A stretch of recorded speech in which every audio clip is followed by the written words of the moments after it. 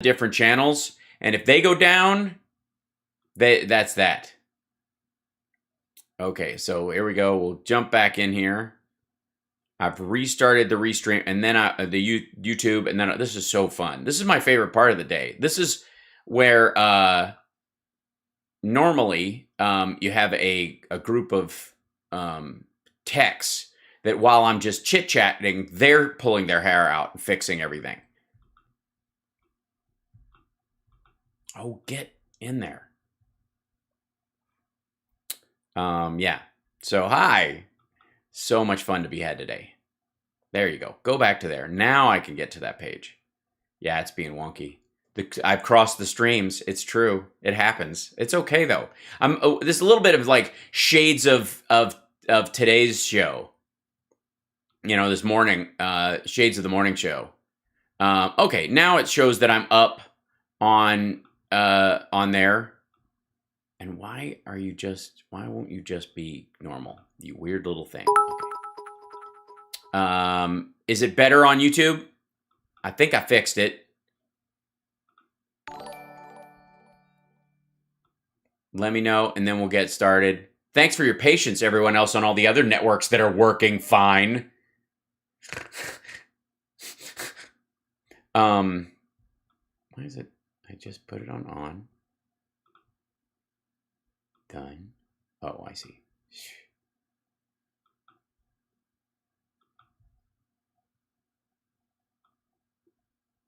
There we go. I think so. Yes, good. Okay. It takes a moment, folks, for the chat to catch up with me talking. Facebook should have a blue background. I have a whole new background. I've been working on stuff, and it's supposed to look normal. Okay, good. All right, yeah. See, it has my name, Sparks, and really light logo behind there. It's not this like new money Dan Bogino bullshit. I still didn't get a chance to put the name bug up in there, so I just threw up the logo for the time being. I think that'll work. I'm working on an Infotainment Wars brick that turns in the corner so we can truly spoof InfoWars sometimes. And I can do Alex Jones. Nobel Prize winner for humans. Nobel. Lost me on YouTube. Great. Just as I think there's a lot of catch up, quite frankly, on the chat. I'm just going to ignore and roll. It should be a blue background. Don't be afraid. It's a new background. Don't panic. Okay. Real quick. Let's jump right in and make sure everything's working insofar as we know, and we'll see, because I just need to check audio. Let me see if I can check audio on there. I'm rich and I'm dead sexy. Okay, that works. Okay, so audio's good. Call me Snake. That's for all the people who don't like my hair. Call me Snake. All right, and I think the audio's pretty good on that. Good. All right, and from your end, I'm not too loud. There we go. All right. And we breathe. We'll just shave the top. Pretend we're starting now. and to think it wasn't my fault. You missed the gray. I'm just rotating this through. We're gonna have some I'm gonna mess around. I made this myself. I make all these myself. I'm weird that way. It's a hobby. And at heart, I'm a maker crafter YouTuber. That's true. Like if that was, if I wasn't a fantastic stand-up comedian and actor and musician, and was just had to go on just how good I am with my hands. Hello. I would totally be a crafting YouTuber, just making shit all the time. Yes, and there's no Venmo up right now. I will fix that too. But there was an issue with the thumb drive that I have my files on with the PC. I don't know. PCs are weird. There's a delay in my ability to do this quickly. So, anyway, yes, I've been artisan crafter. Absolutely. I mean, this is on my desk. I made a see-through. I'm kidding. It's blue because of the background. That's actually green. So I spend a lot of time tinkering, let's just say. Don't forget to support the show, like and subscribe. Here we go. Let's start the show. Now, the first thing I want to talk about today is the fact that He looks like he's going to sneeze on me, and I'm all grossed out. It also looks like he's at a Halloween gathering, but those are firefighter emblems on the wall of firefighters, I believe, who have passed. So to all firefighters everywhere, even if I disagree with you politically, thank you for your service. See how easy that is? If you run into a burning building not knowing who you're in there to rescue, I don't give a rat's ass who you vote for. I don't give a rat's ass if you hate my guts or what shirts or lawn signs you have. If you do that part, I give you a wide berth. And speaking of a wide berth, Trump decides not to show up at the official 9/11 memorial things, largely because he didn't think he'd be able to skip out in time to do the boxing match thing. He went to a precinct near his building and then a fire station near his building, which he's done before. He did politically before he ran for office. It was, I don't know if this is a station for sure, but this very well may be the fire station where he attempted to vote and was not registered.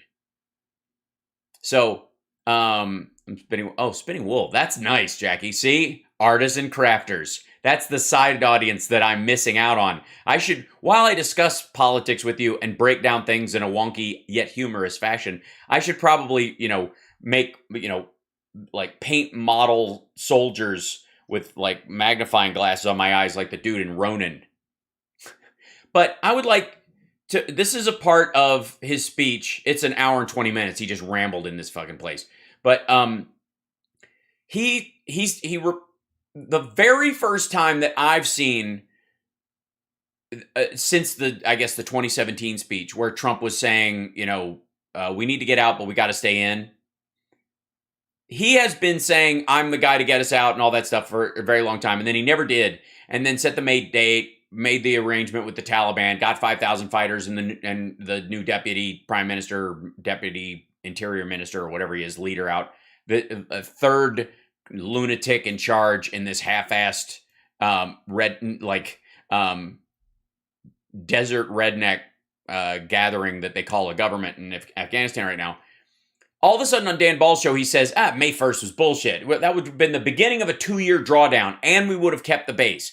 So the illusion that this idiot was ever going to get out of Afghanistan, ever, if he'd have gotten reelected, ever, dies right here.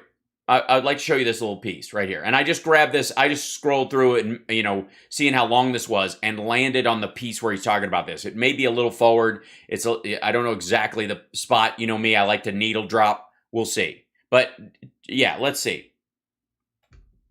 I just want to thank you all. I passed this place many times, as you know. He passes this place many times. It's right near his building. Times, and I gave you every ounce of my support. We approved, I was the one, we approved in my administration the massive amount of money to take care of people affected by the World Trade Center catastrophe, family. It permanently extended it. Jon Stewart is responsible for getting that done. And everything else, and that was done by me. I saw they were all talking about it today. They were all taking credit, but they had nothing to do with it. That was my deal. We signed it. In fact, a couple of you were there. We signed it on the lawn of the Rose Garden. It was great. It was a great day. But I just want to thank everybody. You're incredible people. You're beautiful people. There's nobody like you, and nobody has your guts. I know all about that building. Oh, he just farted on him. Damn it. Whenever, just so you know, in case you're not familiar, if Trump tugs his jacket, he just broke wind.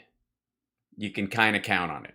Down there right after, and it was a tragedy. And to think that knowing the one building came down and you still had people going from fire, people going up the other building, I assume just no. What is that a fucking sentence? Hold on. All seriousness. By the way, put all your feelings about 9/11 and the tragedy of that day and the heroics of the firefighters aside, and understand that I know how much you love dogs, and I know dogs occasionally have ticks, and ticks are a serious thing.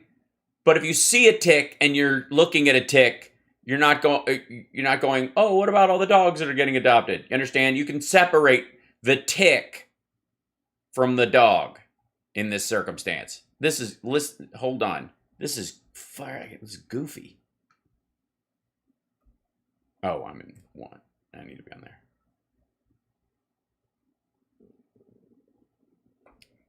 List part. Going from fire, people going up the other building. I assume just knowing. People going from fire, going up the other building. And believe me, if this was Biden saying this would be Biden's cognitive decline is ever more evident, embarrasses himself in front of the world and firefighters. Was going to happen. The bravest people, and we want to thank you. You're incredible. Then do it. We want to thank you. We want to thank you. You know what? You know why we want to thank you? Because we're the kind of people. We're good people. We want to thank people. Unlike the other side who doesn't want to thank people. I want to thank you. I'm not saying thank you. I'm telling you that I'm the kind of guy you should think of wants to thank you. Because it's like, you can't even escape this. Really, this day is very interesting because they're trying to do speeches without mentioning what happened over the last 2 weeks. And it's a very hard thing to do. And I think you're managing to do it. They're trying to do speeches. Oh, you mean like you do the American flag? Just rubbing your crank on it? People give speeches. They do. Oh, God. certain ways they shouldn't be doing that. Because what they did in the last 2 weeks with that surrender, or whatever you call it, was a disgrace. There was no reason. We had them totally locked down. They couldn't have... Now, listen to this. Here it comes. There was no reason to surrender in Afghanistan. We didn't surrender. We left. If you're talking about the Afghan military and them surrendering or whatever, yeah, they shouldn't have. That's not what he's talking about. He's talking about us.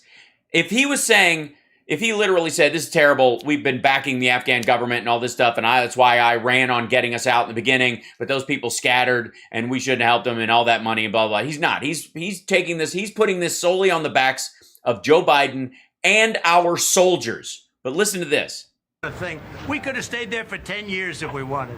They couldn't have done a damn thing. We ran. I think he wanted to run because he wanted to look good today. And I wanted that. What? Think about the logic here. Listen to this shit. I think he wanted to run because... Hold on, wait. The 10 years. We could have stayed there for 10 years. That son of a bitch was never getting out of Afghanistan. Never, not ever. Them totally locked down. They couldn't have done a thing. We could have stayed there for 10 years if we wanted. They couldn't have done a damn thing. We ran. I think he wanted to run because he wanted to look good today. And I wanted that ended more than anybody, and for a longer period of time. We should... He wanted it over longer than the people like, I don't know, the rest of us that were against going in the first place? What? Never been there, frankly. We should have never gotten into that quicksand. We should have never gotten into that quicksand, but we could have stayed in that quicksand for 10 years and they wouldn't have done shit. Millions of dollars, millions of lives if you look at both sides. But when you get out, you have to get out with honor, dignity, strength, and victory. We would have had victory. How? What is that even? I don't know what the shit he's talking about. Do you? Does anybody know what he means? Because we weren't at war. It's one thing to declare victory at some point. Thank you, Gambit Mojo. Do I need anything? I need a full night's sleep instead of, chunks of sleep throughout the day and night. But I will get that tonight. Don't you worry. Thank you, though. Thanks so much. Liking and subscribing to the show helps. That's good. And he turned victory into a total embarrassment. I say the most embarrassing moment in the history of our country. And by the way, he has to say that. Trump must say that this indeed is the most embarrassing moment in our country's history because he knows that his loss... I got to move myself over and make myself a little smaller. I made myself big today during the show, and there we go. That's a little better. Now you can see more of me. How are you doing? I've got Tarzan hair. It's what happens when it's wet.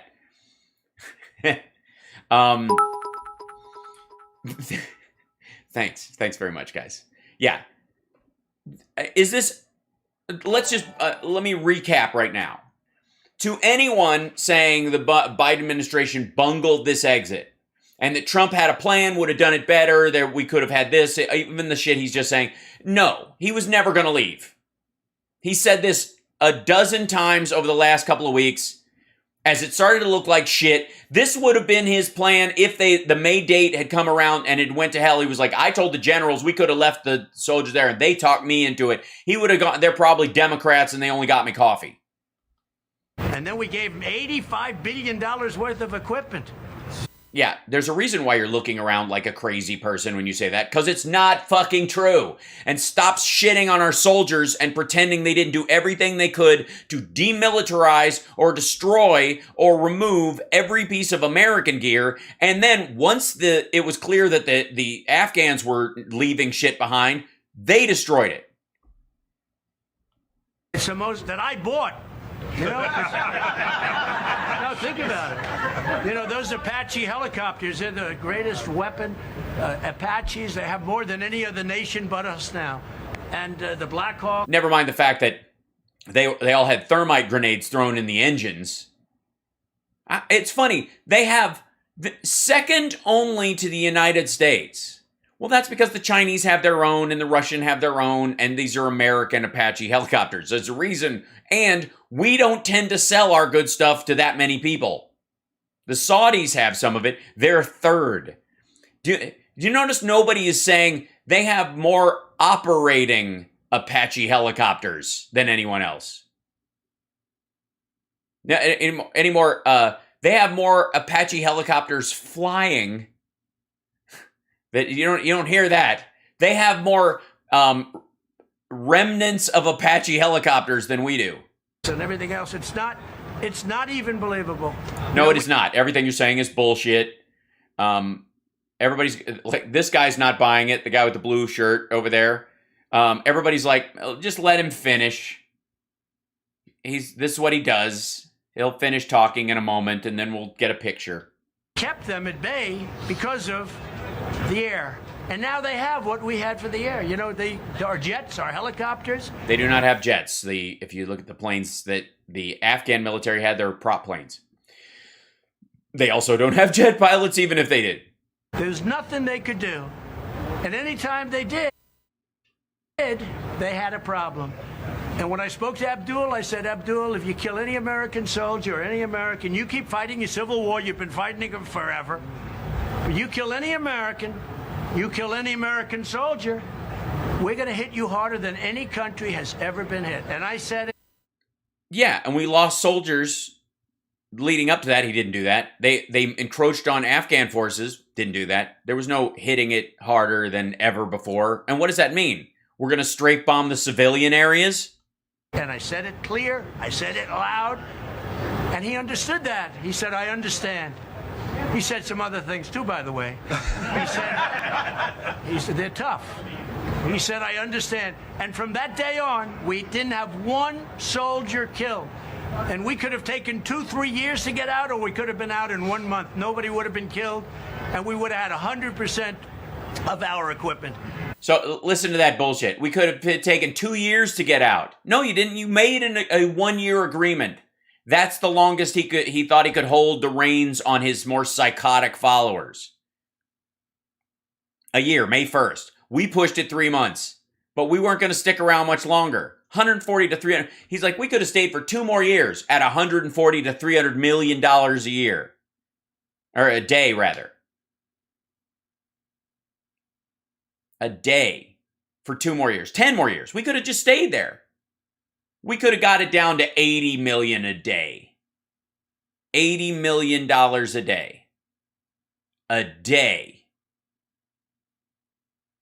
If you got it down to less than a third of what we were doing, just to maintain the largest military base in that area, which would be Bagram in their mind, which isn't true, but never mind.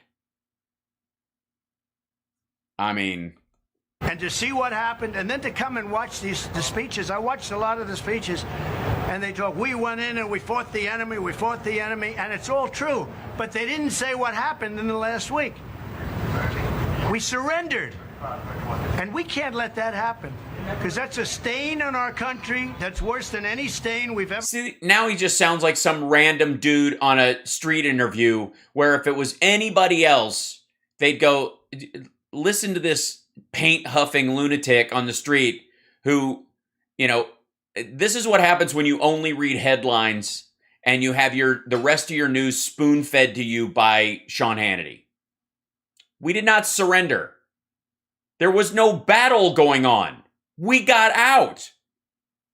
We didn't want to be there anymore. Again, this goes into this is him playing into the whole graveyard of empires bullshit again. It's not. Everybody gives up on Afghanistan. This is so gross. And our soldiers did not surrender. Our generals did not a lot of those guys wanted to stay. No, he did not hit them harder when people died in 2018 or 2017. None of that. And the guy he was going, if you hit anybody, we'll get it, was a guy he had just broken out of jail. We left Afghanistan. We didn't surrender. We were done. We weren't going to shore up the government of another country. This is the entirety of this argument is the Afghanistan as the 51st state. We did not surrender. And to say we did, it dishonors those who died in getting people out and getting our staff out. The Afghan government collapsed and the military collapsed. We were not going to be there to hold them up forever. And the idea that we weren't going to be there to hold them up forever. And by the way, we absolutely could have given them aerial support on missions if they hadn't been trading that information for goods in the South with the Taliban already. You think he'll ever forget that this pig man elected president, especially that he won't show up? Yes. No. I mean, he'll come and go. He'll be a blip on America's screen. He'll represent some discontent that people feel like we have to deal with. But by the way, no country gets to skip this part of, we are, as a democracy, but we're very young. But as a country in general, in the world, we're incredibly young. And none of these other countries that are way older than us, and especially European countries, you think they haven't had to deal with their own bullshit? And we, as a democracy, this is the thing we always take on. There is always a chance. That's the beauty and the problem of democracy. And we take that challenge seriously. But I'm just saying, I'm not going to be lectured by monarchies or Germany about who our leader is and what an asshole he's being just because it was during the time when there were the most cameras on Earth. Had before, it's an embarrassment. Biden didn't even speak today. He went to all three places and he didn't speak. I wonder why. I wonder why he didn't speak. Now think of it. No teleprompter. He went. No teleprompter. He went. No, he used teleprompters all the time, and he did speak. Biden did speak. All three places. He went to the Pentagon, went to Pennsylvania. He came here, and he didn't speak. He can't finish a sentence. It's so funny because he can't finish a sentence, and yet he kicked your sorry ass. That's gotta be tough. I think somebody once said, like, if I lost to a guy like that, you'd never see me again, or something along those lines. What a shame. I'm pretty sure I didn't know you. The election was rigged, and that's what we got. That's what we got. Listen, I want to thank everybody. Then do it. Oh, God, he's just resetting now. Anyways, I wanted to bring that up. Let's just, let me clarify one more time. Ever since he did that interview with Dan Balls, Trump has been abundantly clear that he never intended to get out of Afghanistan. And so all of his bullshit about Biden did it wrong, or we didn't do it right, or whatever, or I had a better plan, it's what the Chinese would call fang pi, fart air. It's nonsense. It smells substantial, but there isn't. We are out of Afghanistan. New Yorkers do. I mean, that's why he only goes to like 3 places. You don't see him walking around Times Square waving at tourists, do you?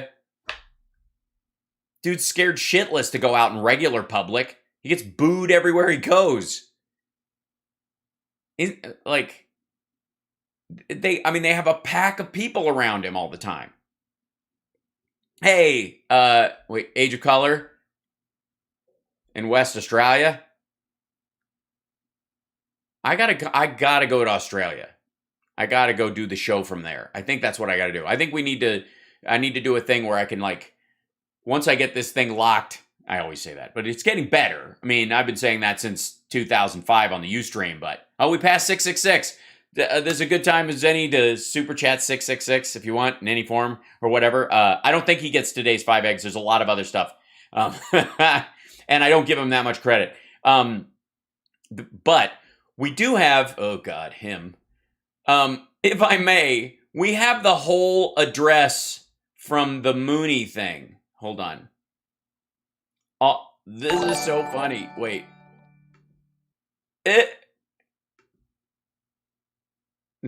So these are all the people that, that appeared virtually for this Peace Link thing. And it's a big production. They have a shit ton of money. There's money in cults, kids. Yeah, somebody just mentioned, I know we've got more than that in the YouTube channel. It happens all the time. It's the good thing. By the way, don't forget to like and share and send the show around and invite people, No, I don't have the Venmo up. I will put it up later. I just rebuilt this screen. And put a new graphic on. So I'm trying to, I will work on it. I'm gotta. But the Venmo does still work. It's at Hal Sparks on there. So there you go. It's a picture of me in a Captain America shirt. All right. So this is, I don't know, H.E. Donald Trump, his Honorable Emperor Donald Trump. Is that what it is? Right here. It says H.E. Donald Trump right there. It's like H.E. double hockey sticks. It's the new one. This is this is his whole statement. I need to see the whole thing. Priceless speech on heavenly unified Korea and the vision of peace. Is it just, you got a picture of him mid clap? H.E. Donald Trump. Heavenly elector. I don't know what. Does anybody know? Hot enema? That's a good. Yeah, his excremency. That's right. I think that might be it. His excellency, but his excremency I like a lot. His eminence. Oh God. No. I mean, they're not wrong. He does emanate a lot. It is a great and profound honor to address this 7th Rally of Hope and to speak to you today about a cause that is very close to my heart. The dream of peace and unity. Fatty liver disease. On the Korean Peninsula. It's by the way, if you pronounce peninsula, you're supposed to hold your pinky up. Peninsula is the classy way of saying it. It's like saying white. The Universal Peace Federation. What does that say? The Universal Peace Federation? He's going to be leaning into this. What do you think? You think he does all 9 minutes without an edit? Let's see. In particular, Dr. Hawk Jahan Moon, a tremendous. The physical pain in his body from pronouncing words that he cannot say is one of my favorite things. Dr. Hawk Jahan Moon. It's like, it hurts my pancreas. This person for her incredible work on behalf of peace all over the world. Her story of escaping from North Korea at 5 years old at the outset of the Korean War is an amazing example of the power of faith in Almighty God. I also want to thank her late husband, Reverend Moon. Well, you're a little late. Sorry. For founding the Washington Times, an organization for which I have tremendous respect and fake news. Sorry. Admiration. They have done an incredible job. I want to congratulate Dr. Moon on the. If you wanna, go ahead and do it, son of a bitch. Launch of the new global initiative, Think Tank 2022, bringing together experts from around the world to focus on solving the conflict on the Korean Peninsula. Peninsula. All of you know the United States has a pivotal role to play in forging a lasting peace in Korea. Which is why I told the South Korean government to go fuck themselves and palled around with Kim Jong-un and removed and stopped our military practices with the, yeah. That's why I threatened them. It's important. One of my proudest accomplishments as president was to help create a new path toward a brighter future for all Koreans. Right. A brighter future. Because, I don't know if you know this, but a uranium, a Pluton bomb, like plutonium, listen to me. A nuclear bomb, when it goes off, is very bright. So there's a brighter future for all of them. South, a path by which the divisions and hardships of the past might one day be healed and really healed and healed and really healed, not bullshit healed. Yeah, like, what? Hold on. Healed and really healed. Somebody had a teleprompter fart. The past might one day be healed and really healed and to a level that nobody thought possible. Healed and really healed. Is anybody going to get this thing rolling again? You're stuck on a word, really, like to a level that nobody thought. Now it's rolling. Healed and really healed. Before, and the entire peninsula might achieve. Healed like no one's ever seen healed heels before. Its true potential, which is incredible. When I came into office, this situation facing the world was very, very bleak. For decades, past leaders had failed to address the growing threat of conflict in that part of the globe. Former President Obama even told me that the situation on the Korean Peninsula was peninsular. It's getting worse. It was peninsula is how it's pronounced. It was peninsula. Now it's peninsular. Next, it's going to be Amy Schumer. Then it's going to be Shoeshine. And then we smell almonds and fall over. Also, this is happening a lot. He's doing the 8-year-old book report shimmy again. One of his biggest concerns in the entire world. Looking back today, it is easy to forget how dangerous the situation was. It still is. The only reason it isn't is because COVID wiped out so many people and they're starving. Honestly, you can't be hostile on an empty stomach. You can act violently when you're starving, but you're not planning an attack at your best. I was elected.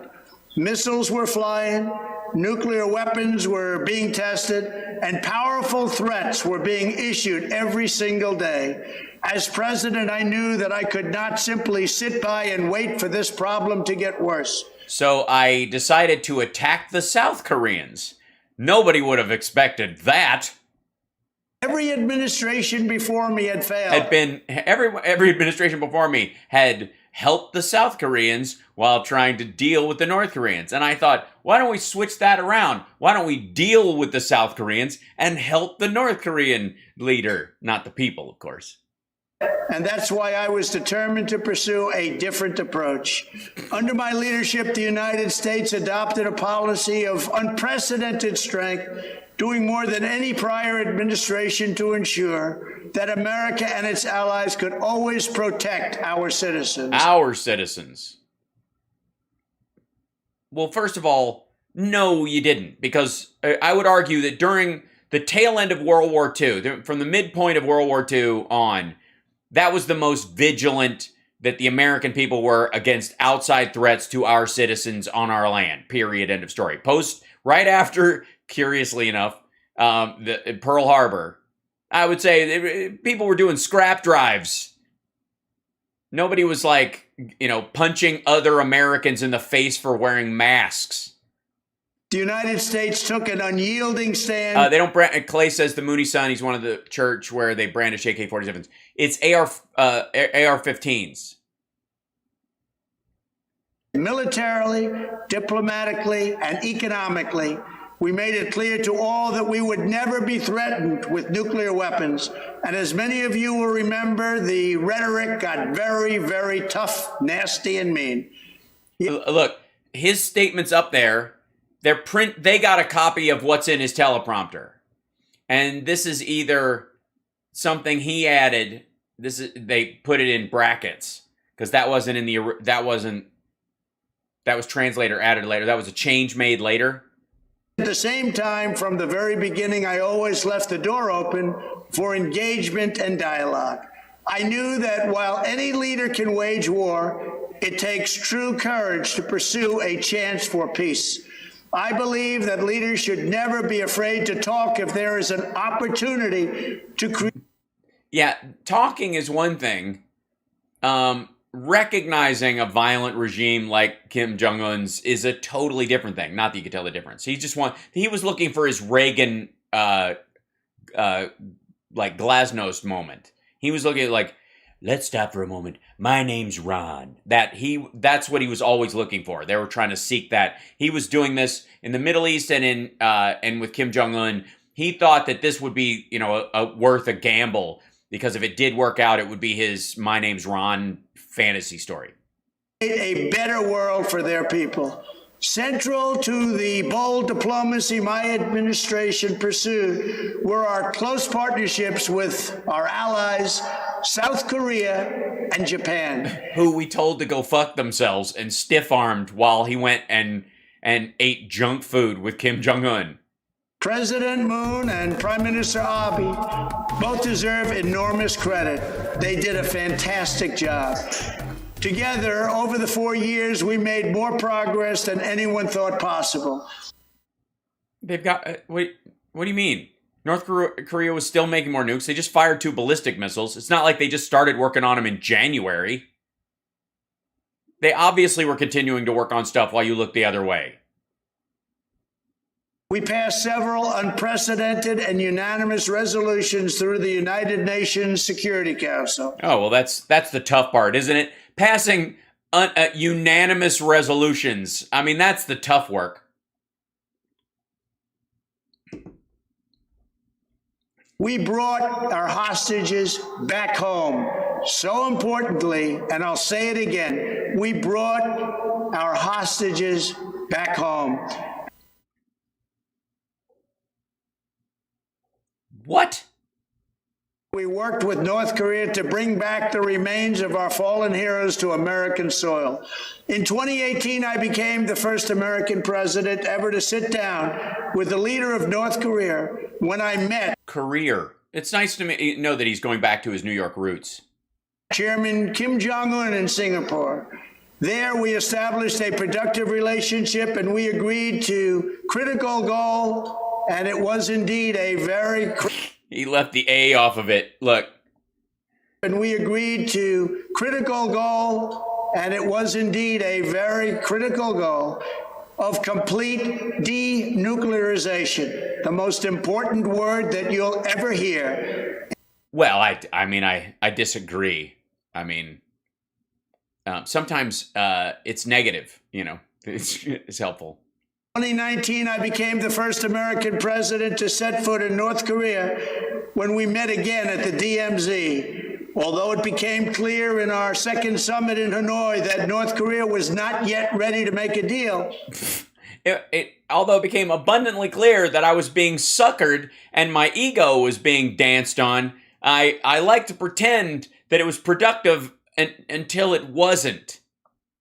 I remain full of hope for the future. Well, why wouldn't you? He sent you lovely notes and stuff, and they had little, he was pressing flowers.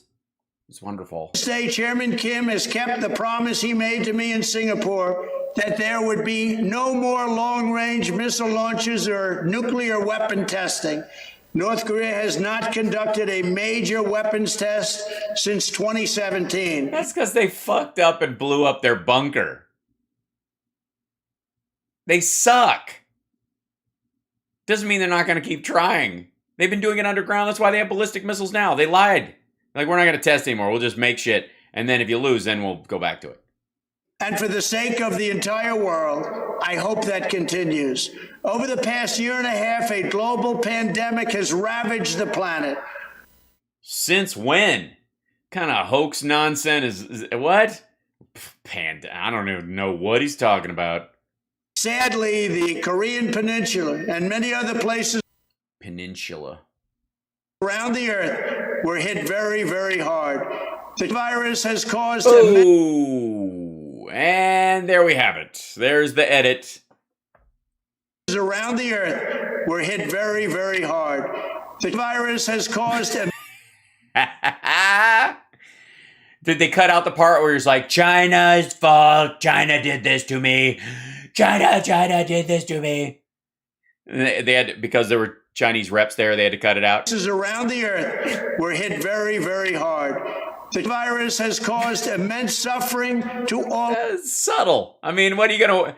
You don't have much to work with when it's a straight-on shot.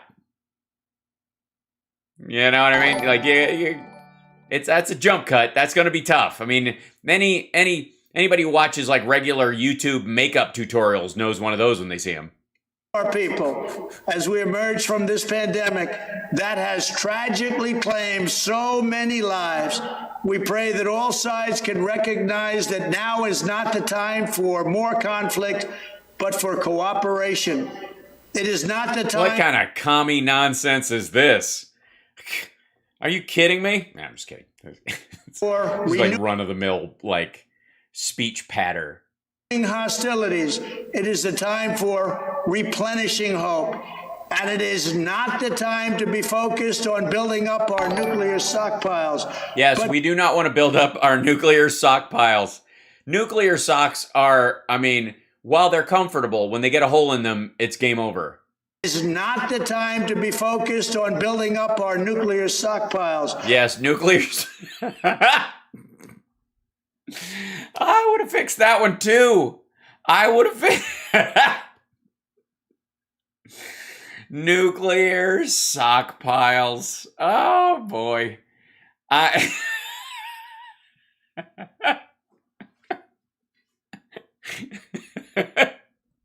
It is not the time to be focused on building up our nuclear stockpiles. But I agree. Finally, something we can agree on. Our nuclear stockpiles. Yes, he said stockpiles. It's not the time to be focused on building up our nuclear stockpiles. All right, well, there you go. Please tell me more about how Biden can't speak. Please tell me how I apparently, like, can you tell me this wouldn't be a whole segment on Greg Kelly's show where he's like, I don't know what's going on. No, the news media won't talk about it, but this man is completely losing it. Sock piles. He isn't doing his laundry now. We're all gonna die. Huh? Right? Right? Am I right? I mean, that would be a whole afternoon. What about nuclear panties? No comment. Soap in a sock. Nuclear sock piles. It is not the time to be focused. By the way, that is a big knot right there. Time for replenishing hope. And it is not the time to be focused on building up our nuclear stockpiles, but to be... Sorry. Shit. CSL, I mean, that one just falls right in our lap. Focused on building up our nations. I think that deserves the whole one. I think that soundbite should be, it is not the time to focus on building up our nuclear stockpiles. Our nuclear stockpiles.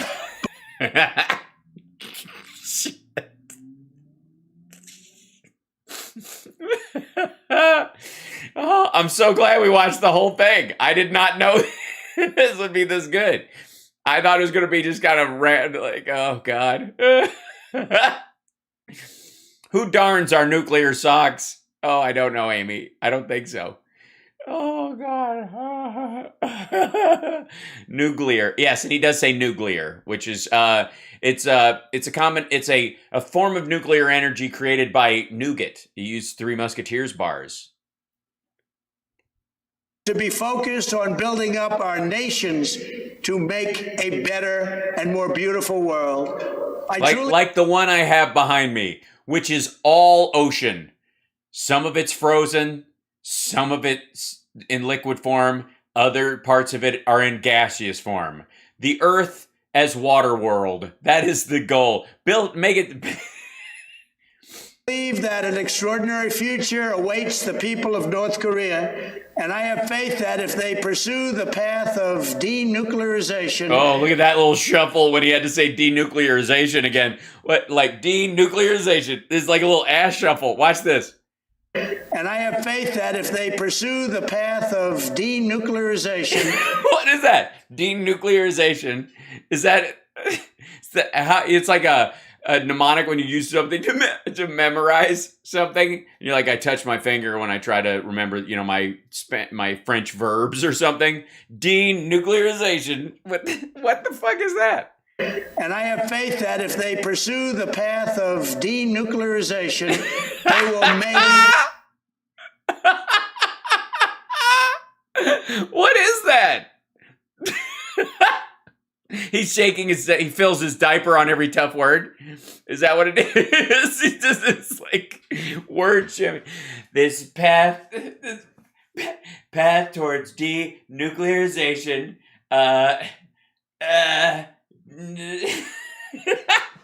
Jesus Christ. Nuclear stockpiles, denuclearization. There's a rap song in here somewhere.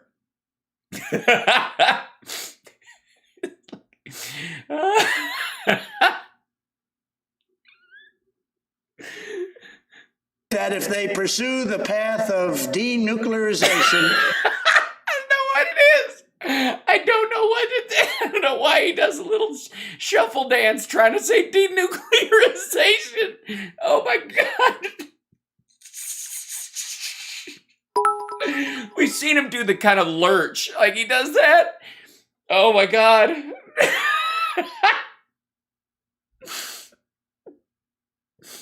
One more time. I'll move on, I promise. And I have faith that if they pursue the path of denuclearization. I don't know what that is.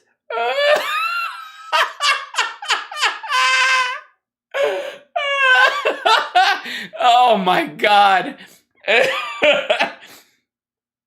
Oh God, that's so funny. Oh shit. I don't know what. It's the truffle shuffle. Oh my God, what is that?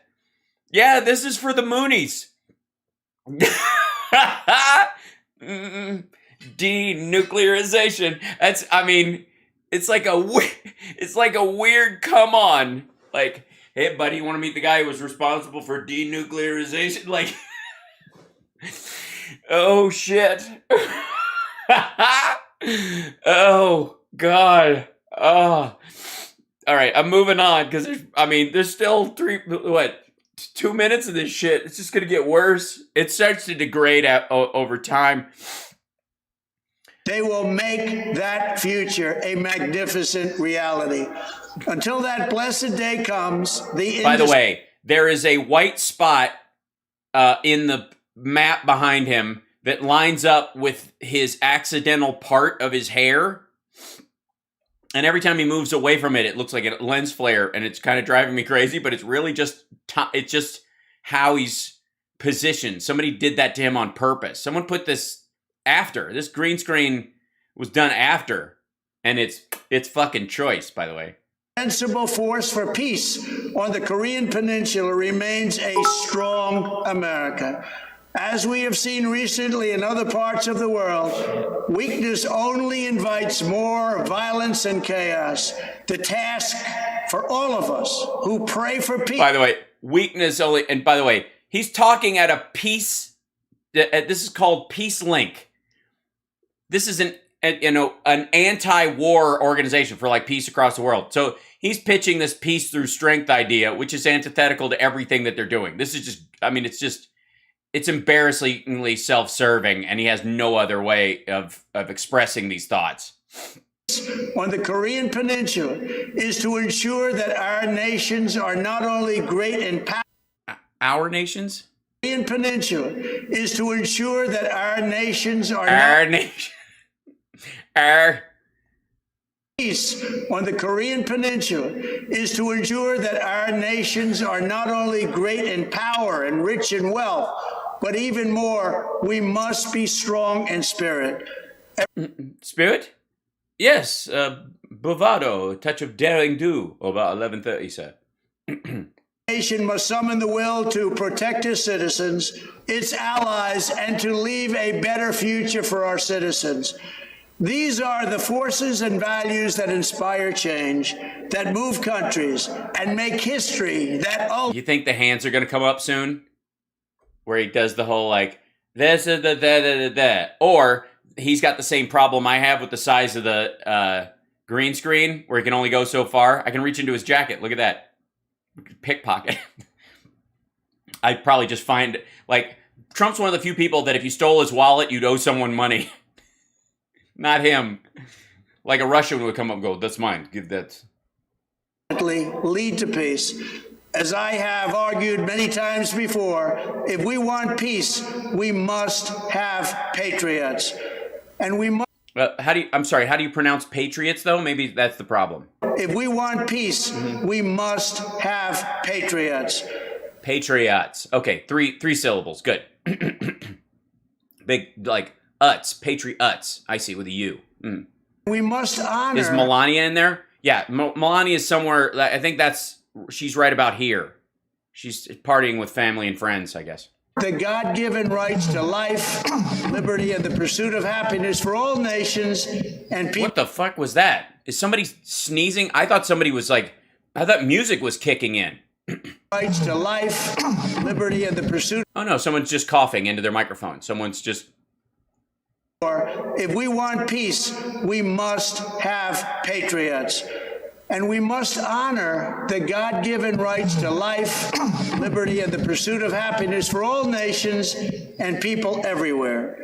Over the last 4 years, my administration proved that there is no limit to the progress that can be achieved. Dude, yeah, there is. There's apparently a limit because someone is coughing, sneezing, and blowing their nose over the last, 30 seconds of this. And this is from theirs. I didn't grab this.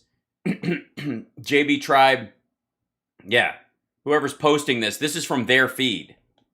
Patriotic and peace-loving nations of the world stand proud, confident, and united on behalf of their people. Oh, you mean the New World Order? Because that's what the New World Order is. It's an alliance of democracies against monarchies, theocracies, and dictatorships, authoritarian states, and that's what it was always meant to be. But those authoritarian states have always pushed back and called the New World Order some sort of nefarious globalist thing, when in reality, it's the rise of democracies they hate. But we'll get into that at another time. Infotainmentwars.com. We have the documents. Nobel Prize winning for humans. All right. Years ago, I had the great honor of visiting the city of Seoul and addressing the Korean New Orleans? National Assembly, and a great honor it was. As I told, they inserted one of his words again. Korean National Assembly, and a great honor it was. And an honor indeed it was, is what is written in his teleprompter, and he couldn't get it out. As I told the people of South Korean Republic, or the South Korean Republic. Just, you know what? If a conjunction or the occasional or the bugs you, blow it off. Great honor it was. As I told the people of South Korean Republic that day, and I will tell them again, and anytime they want to hear it. And anytime, and then you know what? I take it back. Don't just take out conjunctions. Put them in wherever you want to. Fuck it. What they have achieved. What they have achieved. Them again, and anytime they want to hear it. What they have achieved on the peninsula is just amazing. In a few decades, The inspiration that they've caused for the entire planet is unbelievable.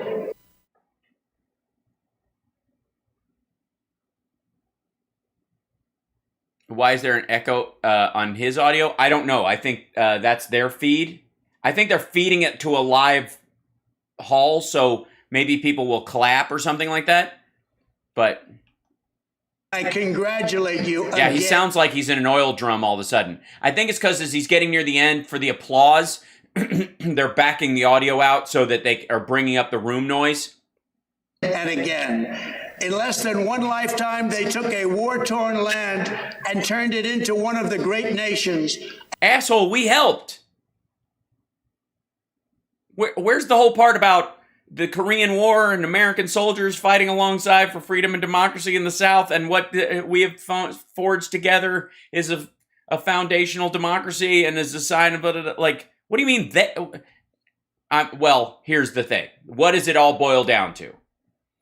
Anybody who doesn't look like him is an other, even if they're on your side. Great democracies of the world while standing as America's friend and ally. I like the guy coughing over it. It's good stuff. Like, bullshit! Like, example reminds all of us who strive for peace and for a better future. You're including yourself in that. All right, sure. Why not? I mean, while you're adding, just throw an and in. Fuck it. That we should never give up and never, ever lose hope. With faith in God and love of our fellow citizens. Uh-oh, we're going to be lovers for our fellow citizens. Shit. Never, ever lose hope. With faith in God and love of our fellow citizens. Lover of our fellow citizen. Hit full on Foster Brooks channel right there. And I'm surprised he didn't do the little truffle shuffle when it didn't do the... Never, ever lose hope. With faith in God and love of our fellow citizens, let us... Lover of our fellow citizen. Okay? You know? Lover of our faith in God and lover of our faithful citizens. With faith in God and love of our fellow citizens. That's all right. You can just see the burnt toast whiffing by his nose. Let us work together to achieve a brighter and more brilliant tomorrow. Thank you. God bless you all.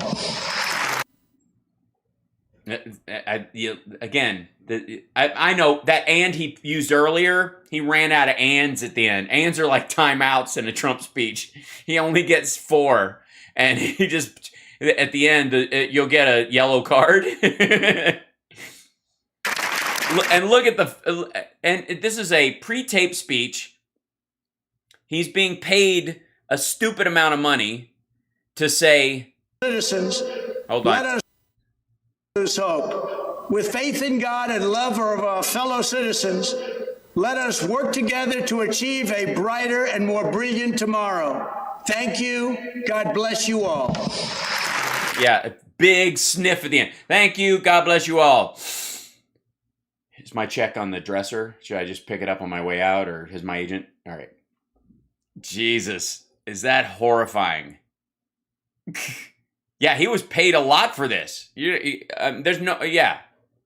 That's how the Moonies get these people, these former prime ministers, to do their event. Is they spend a shit ton of money on these folks, and they grease them like crazy with all kinds of perks and stuff. So yeah, it's totally disgusting. Yeah, he can't afford Melania anymore. Yeah, this is Jesus. God bless the United States. Yes, God bless everyone on the Korean Peninsula. Yeah, Suda and Adderall. Holy fuck. And love our faiths. God bless you. In the love of Almighty God and love our fellow citizens. Do we get to love on our fellow citizens? Yeah. Didn't bring up our partnership or the Korean War. Didn't bring up the fact that we were just kissed his own ass for shaking hands with Kim Jong-un. And then pat himself on the back for getting Otto and the remains back. Jesus Christ. Yes, this was on 9/11. Now, he pre-taped it.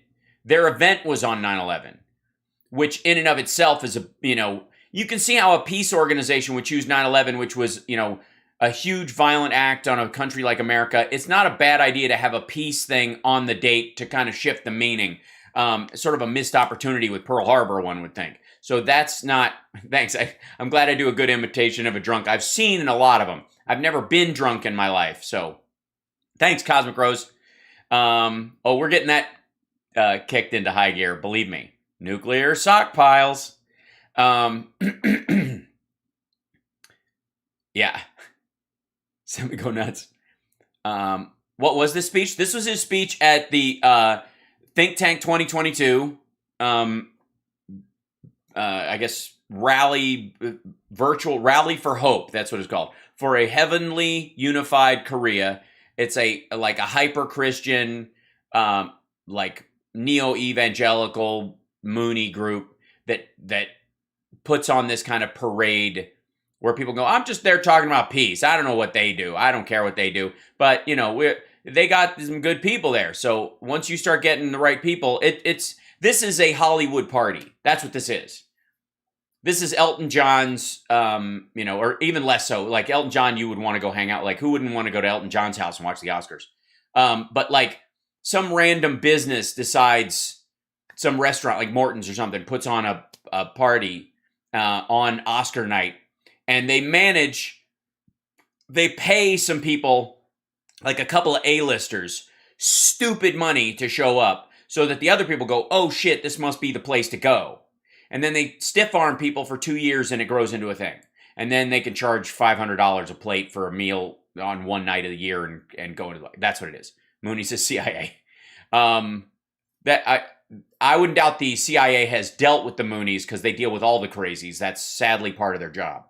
Do you sell those socks online? We'll make some nuclear sock piles. It's gonna be a pile of socks and little flame things and then a big mushroom cloud over top of it. How's that not? Oh, by the way, there is currently, let me see if I can bring it up in the, in our situation. Where is the thing? Here we go. I got to go into my little control room on YouTube, and I'll see if I can put it in the thing. There we go. Okay, we'll go over here. It's a couple clicks away. Here we go. Oh, there it is. There she is. Look who's there. Just pinning a shirt in there. Might take a moment.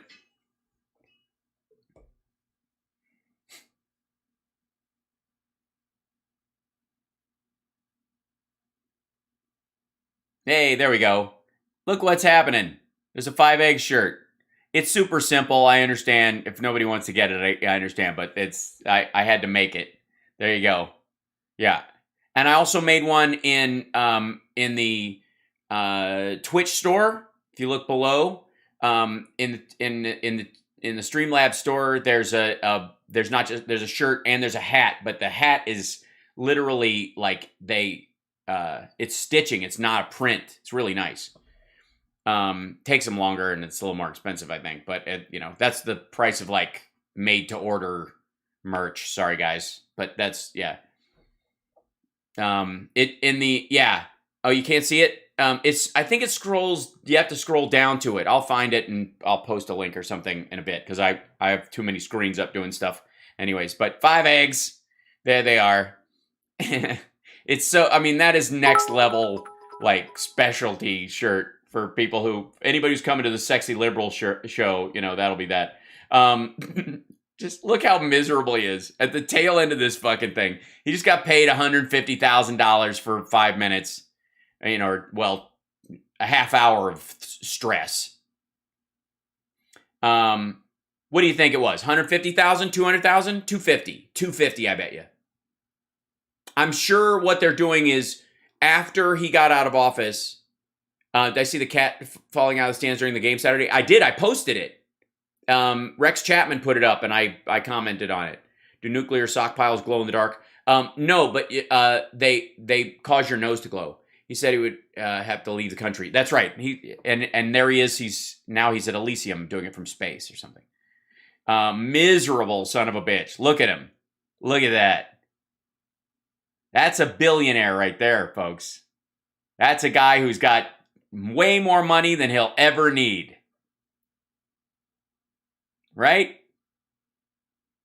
Because production quality being what it is, and you can give me a bunch of shit about my occasional failures. Okay, my regular failures on this show. But I do, you're going to do an alien shirt? Eventually, sure. But I like just the gear I've got put together here is, and thank you to our patrons, because the patrons are really the ones who make the show, the material part of the show, grow. Because when we have these, regular patrons, we can. There's a bunch of services I have to subscribe to. There's like the internet costs a lot to make sure it's solid, all that stuff, and then like lights and cameras, and then a travel version of it, and yada. Like it's a lot. After a while to keep the quality even when I'm going to be going on tour and shit like that. But still, it's not. We're not talking about hundreds of thousands of dollars, right? This asshole's supposed to be a billionaire, right? And he's talking to billionaires, real ones. This looks like shit. I don't understand. Right? Is anybody else? Let's say, what would be the number you would have to make a year if you were a millionaire? Let's say you made $1 million a year. You make $1 million. Think about that. Do that thought experiment for a second. You make $1 million a year, and someone asks you to appear via satellite on a green screen for this peace thing. That's a group of world leaders. It's a think tank. And there are people that you respect who are doing it, who may or may not be paid. You don't know. But first of all, would you ask for money? No. Like if you're on the fence about an organization or whatever, or they're offering like honorariums, then go, yeah, give that to my charity. I've done that a bunch of times over the years. And I've done paid events too, so I know how these things work. But let's just say that exists.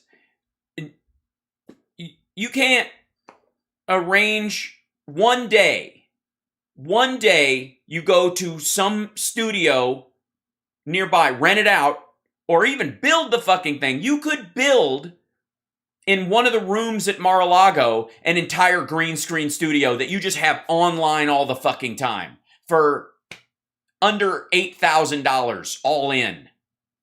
Guaranteed. With great cameras. Like if you wanted broadcast cameras, crazy TV level shit, it costs you $30,000.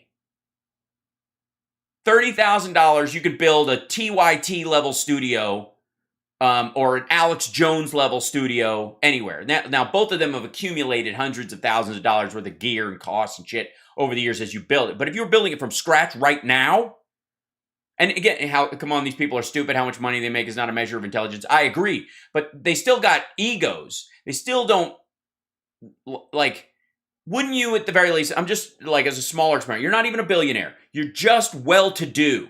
And someone goes, they want you to appear at this big peace summit and give a keynote speech. Is this what you turn in? This is what you give. You're the fucking former president of the United States, and you're supposed to be a billionaire, and you're turning in this, like, fucking Snapchat filter looking shit? That's the problem I have with it. Because, look, guys, I understand I don't have the production means and wherewithal of the big networks, right? I certainly don't have the production means and wherewithal of TYT or the Daily Wire or even Newsmax for that matter, because they're just, they basically have the production capabilities of a local television station, and then they put everything else into streaming stuff. That's how it works. And like even Steven Crowder's got like a staff of 5 in the show with him at all times, present. I recognize I am doing this here by myself and CSL helping remotely. We will have coffee soon. Damn you, Delta. But it will happen. But you guys see, I'm like, and yes, do I dick around with this stuff? Yes. Are other people as interested? No. Is somebody in the fucking building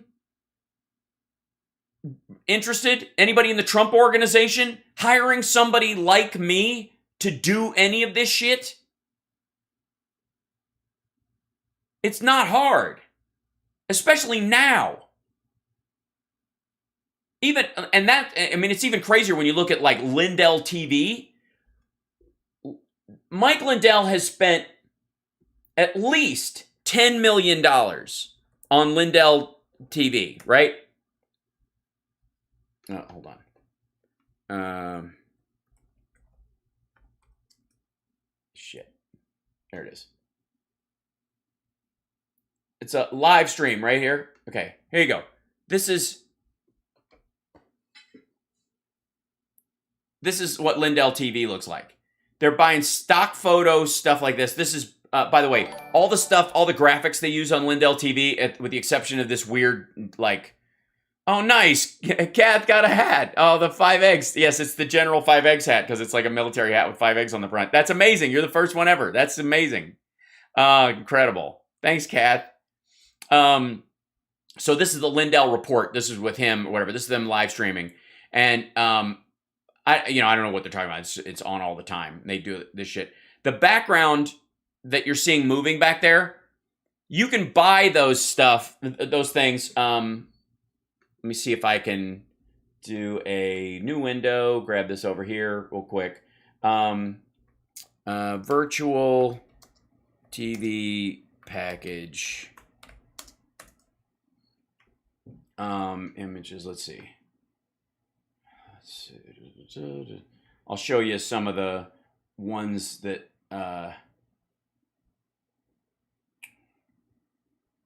no, hold on. Virtual studio package.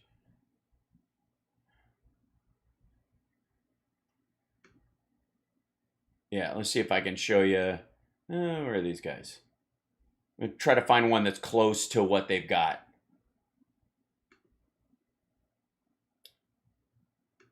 So there's a bunch of these things that you can buy when you have a green screen like mine, and you just buy these things and you go, I'm sitting at a desk, and you're fucking not, right? You're like Chinese stations use them all the time.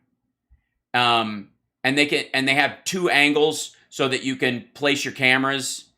And they're in 3D settings. I mean, you see these all the time. Anytime you see some sort of like psycho Mooney style group doing the news, it's always this over the top crazy bullshit in here, right? But the packages around them, like the lower thirds, virtual studio backgrounds. Let's see if I can get. I'll show you another one. These kind of things should not be. There we go. Hold on. It's gonna close that. Let's see.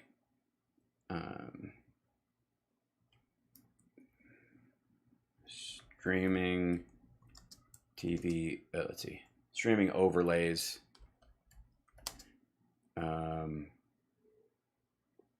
Frames. That kind of shit. So when you do a show like mine, you can buy. There's a lot of gamers that stream, obviously, and the folks that watch on Twitch and stuff know this. But you can either buy them whole. Let's see if here's a good one. Like this kind of thing.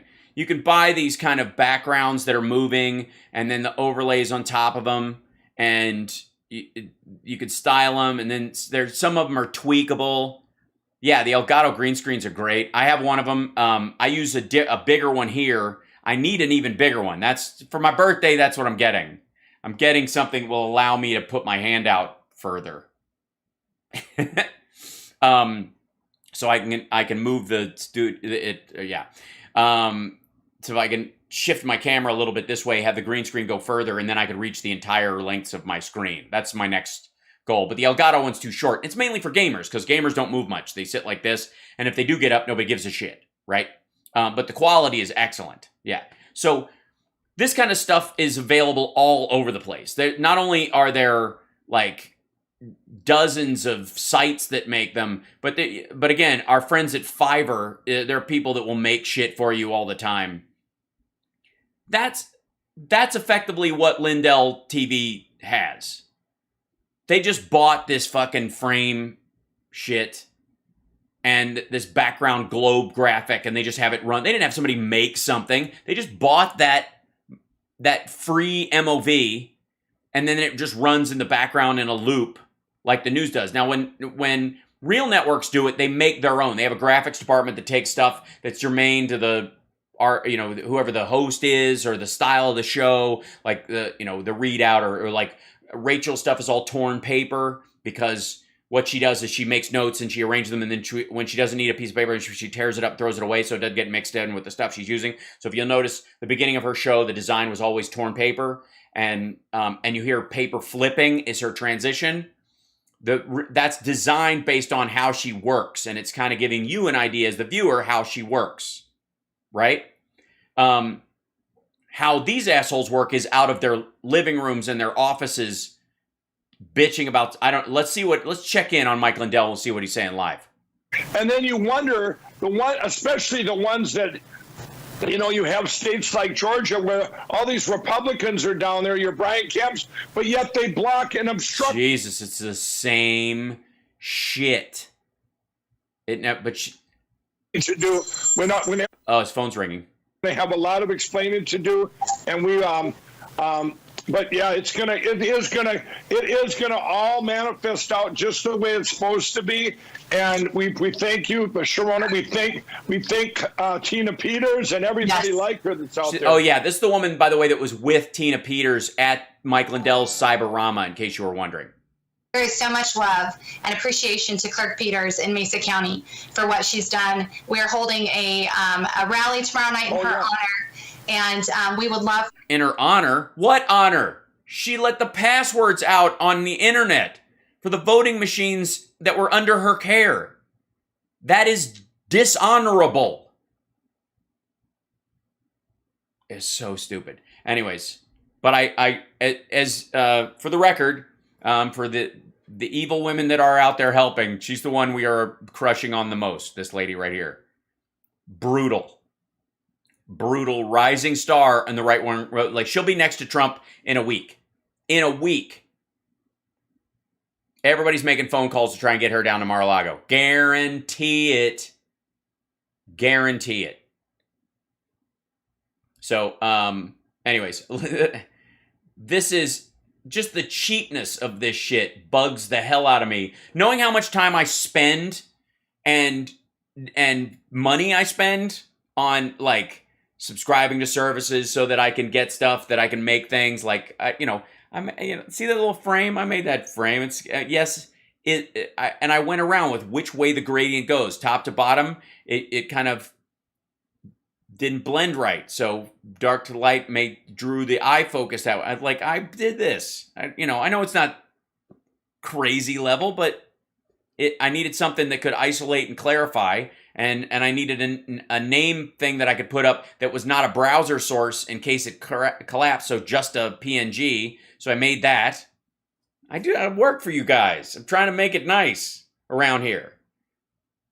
Yeah, I made the effort. And once I start doing it, it's a never-ending thing, and I'm always going to be tinkering. But that's part of, like, how I can also show you guys that when I'm not on the air, I'm also thinking about how to make the show better for you guys, because this is only about a year old. And I will, TYT have $1 million budget for their production. Exactly. And it doesn't look any better. It does not. It does not. So anyways, this is, hasn't been your life's career, so you're doing great. That's true. I mean, I did it. How launch window opens at 8:02 T minus 26 minutes.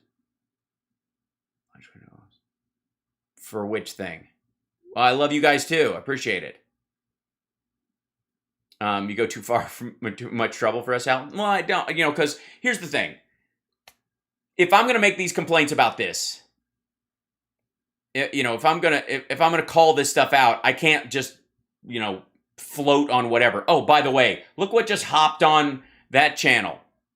This is just an exercise in driving audience to his fucking ads. So gross. All right. So, let's jump to our next horrible. Chris Salcido has Matt Gaetz on. Ugh. All right, on. You quit smoking pot. Fantastic. SpaceX sending a rocket with with the space tourists. I see. Yeah, Summer will be upstairs watching that. I have no doubt. It's an ad for nuclear socks. Yay, we got 420 likes. See, it's perfect timing for somebody who just quit pot. It's good. This is Salcido. January 6th, what really happened? A bunch of Trumpers stormed the Capitol, attempting to install their asshole leader who lost an election as a permanent dictator in a democracy, and they failed. That's what happened. That's what really happened. But if true, General Milley has broken some very good... What does that even mean? Hold on. They didn't write out what he said, did they? Well, I've got Mike Lindell ads running in the background. What really happened? This is part of our ongoing series, our top story. This week, federal authorities have arrested 15 more individuals on charges related to the Capitol riot. Court records reveal some charges are as minor as trespassing. As minor as trespassing. Thank you, Environmental Coffee House. Thank you for being... Hold on. It's scrolling past, so I want to look at it. Thank you for letting me shamelessly self-promote on your channel. My name is Sandy, and I've been doing this for 7 years now. We are a climate change science channel. Well, excellent. Keep at it. I would love to come on and discuss it with you. So, hi. Meantime, thousands of BLM and Antifa rioters have had charges dropped after beating, looting, and burning their way through our street. Well, no, the charges were dropped against the people who were just protesting, who got lumped in with the people who were beating people and doing violent shit. For years. Joining me now to discuss is Florida Congressman Matt Gaetz. Jesus Christ. Oh, God. He looks more and more like a character from an M. Night Shyamalan movie every time. It is always great to have a conservative here on the show. By the way, in case you don't know what conservative means, it currently means child sex trafficker. Apparently. With big boy hair and a creep grin. Honest Democrats in and out of the press have called the events of January 6th an armed insurrection, yet no one has been charged with insurrection or sedition. Now, I've said that... 1 second. Hold on. Charges, January 6th. A lot of people have been charged, by the way, with, let's see. Here you go. Here's a search. Well, where's the table? Let me bring this up real quick. Where's the... I have a chart. Hold on. Here we go. All right. Bring this up. Take that ad out. Take this guy. Make it a little bigger so I can show it to you guys. There you go. So nobody's been charged with... no thanks. Nobody has been charged with insurrection. Is the assertion by Chris Salcido. This took me all of... 12 seconds? Who is watching Nestor, by the way? The people have been charged so far. Let's see. Page 1 of 80. So, dink, dink, dink, dink, dink, dink, dink. Okay, so no one's been charged with insurrection. Well, insurrection is a descriptive. It is not a legal term about what these folks were doing. In an insurrection, there are things you would do. The first one would be trespassing. Entering the place where you intend to carry out the other stuff. Now, the intent to carry out the thing, if you never got inside or you were driven back by tear gas or those kind of things, they can't prove that you wouldn't have... They got you on trespassing, but they can't prove you did anything else. Okay, Raphael, thanks. But when you get, let's go with good old Ronald Maccabee. Assaulting, resisting, or impeding certain officers with inflicting bodily injury and aiding and abetting, assaulting, resisting, impeding certain officers, entering or remaining in a restricted building or grounds with a deadly or dangerous weapon. That's the whole, like, that nobody was armed. Disorderly and disruptive conduct in a restricted building or grounds with a deadly or dangerous weapon. By the way, you aren't allowed to be in the Trump crowd with a gun. It's Washington, D.C. So the idea that, like, they weren't armed at the Capitol, they didn't have a choice. If they could have, you don't think that Trump, if Trump could have had his crowd, like, with loaded AR-15s, he wouldn't have had them on the lawn? Are you fucking kidding me?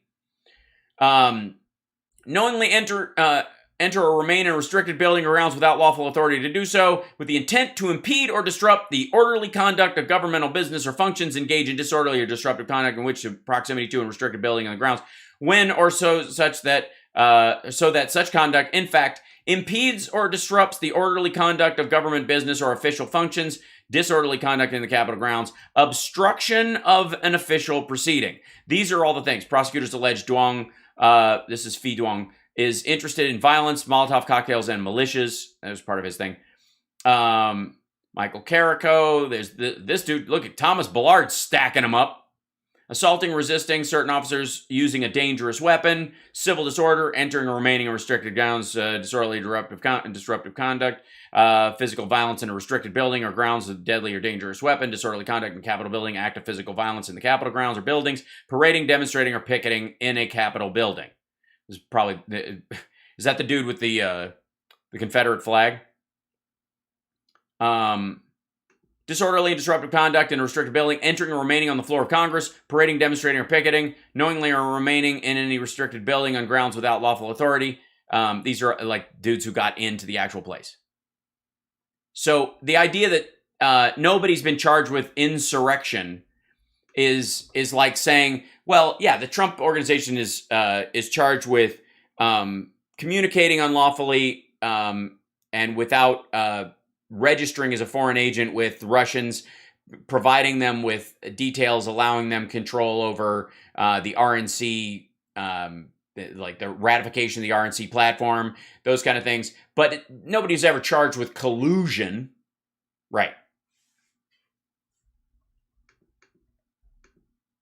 Rioters have legal cases against some of those who are defaming them in the press and other places. But, Congressman, is there justification for violent left-wing rioters and looters walking free when trespassers and vandals on January 6th are being held indefinitely? Is that equal justice? They're not being held indefinitely. They are being held until trial because they are potentially violent.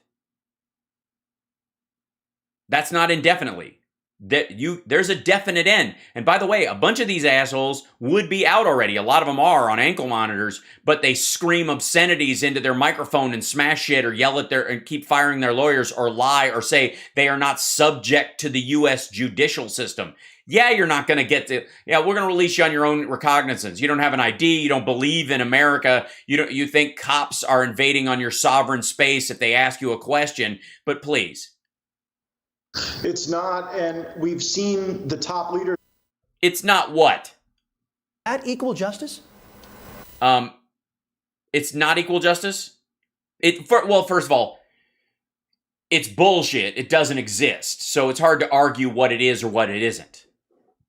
It's not, and we've seen the top leaders in the Democratic Party gaslight for a process that seems to always make excuses for left-wing purveyors of violence. Excuses that really call into question whether or not there's a two-tier system of justice.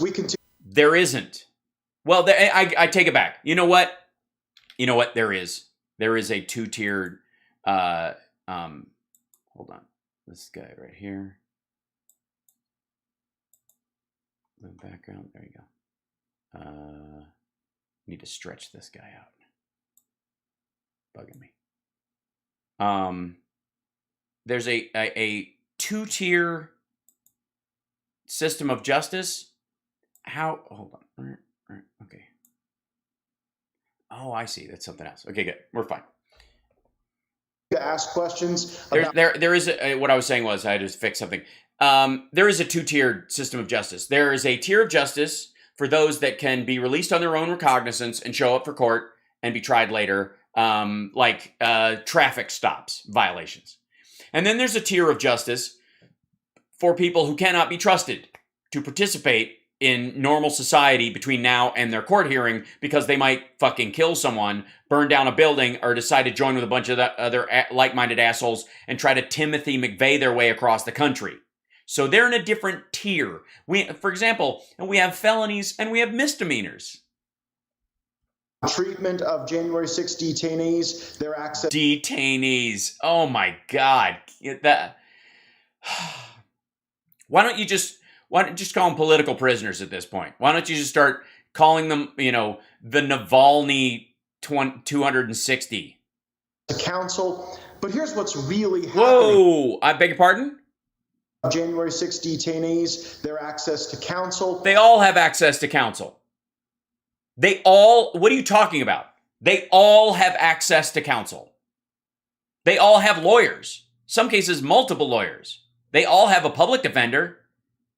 There's a difference between, and perhaps you could find a conservative to tell you this, but there's a difference between being offered help and shunning help and not getting help. Someone offers to help you, you tell them to go fuck themselves, and then complain no one is helping me. That's his idea of their being denied right to counsel. Here's what's really happening, Chris. Oh boy, here's what's really happening. The Department of Justice has to maintain this theory that the January 6 detainees maintain an ongoing threat to the... First of all, they're not detainees. They've been indicted. They've been charged with a crime. And by the way, do you think Matt Gaetz gives a rat fuck about any other people who are being held till trial? And by the way, these are the assholes who were saying the Democrats want to end cash bail. Remember that nonsense? United States, so that they are able to take the national security apparatus and turn it against our people. America first. Bullshit. We put criminals in jail until their trial all the time. That's why most of the people who get, smaller sentences get credit for time served because they were in jail that whole fucking time. Or you can get, like the really lax DAs these days, you can get time served for probation because you were on an ankle monitor. You get like 2 years probation, but you've had an ankle monitor for 3 months waiting for trial, so you get 3 months shaved off your probation. Is such a strong political movement. It is so threatening to the elite that they are using. The elite? You mean armed, you mean officers? You mean citizens walking around? The federal executive branch with the FBI taking people's financial records en masse from institutions like Bank of America. They're even using the Congress. They're not taking them en masse. They're getting warrants for specific people. There's just a lot of these fuckers. There's like hundreds of these things. Yeah, because there were thousands of people who charged the Capitol. Pelosi's hyper-partisan January 6th committee placing demands. Why was it hyper-partisan? There's Republicans on there.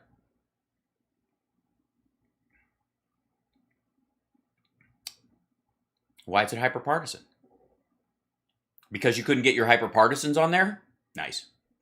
Phone records of myself and my colleagues like Mark. Yeah, and then now we get to it. Now we get to why language like detainees and elites and the movement and this is huge and it's gigantic and they're attacking the movement. They're not seeking my records and my fellow congressperson's records because we were engaging with strategy with these assholes. No, that's not why. Taylor Greene, Lauren Boebert, Madison Cawthorn, a lot of the folks that you see on Newsmax, a lot of the folks who were hoping to be able to step down and get a job at Newsmax, but were turned down because they suck. And a lot of the folks who were talking to rioters on the day, telling them where Nancy Pelosi was, that actually fight for the country. So it's on. Nancy Pelosi is there to seize power. The Biden regime. Seize power? She's the Speaker of the House.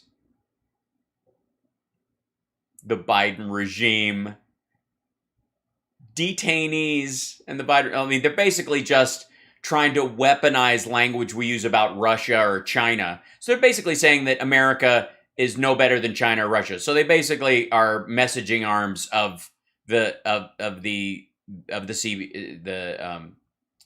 CCP and I guess Russian intelligence. Is there to seize power, and the question is if the voters seize power. He won the election, fucko. Yeah, the Biden regime seized power by being elected democratically.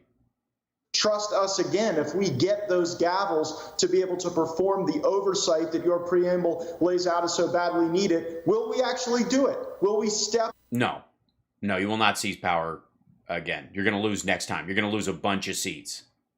You're going to see you'll see a lot of squealing on the hyper left because they're going to run in a lot of purple districts. Instead of trying to motivate the base to vote, they're going to try to motivate a volume of voters because now the language, by the way, just get used to this idea. Purple states, the idea that both Republicans and Democrats have had for a long time is that since it's up to primary voters and sort of almost like a fan base level arrival at midterms, the idea is that your strategy is about putting the firebrands into these purple districts, not moderates. That you put, and it never works. It never works on either side. It does not work.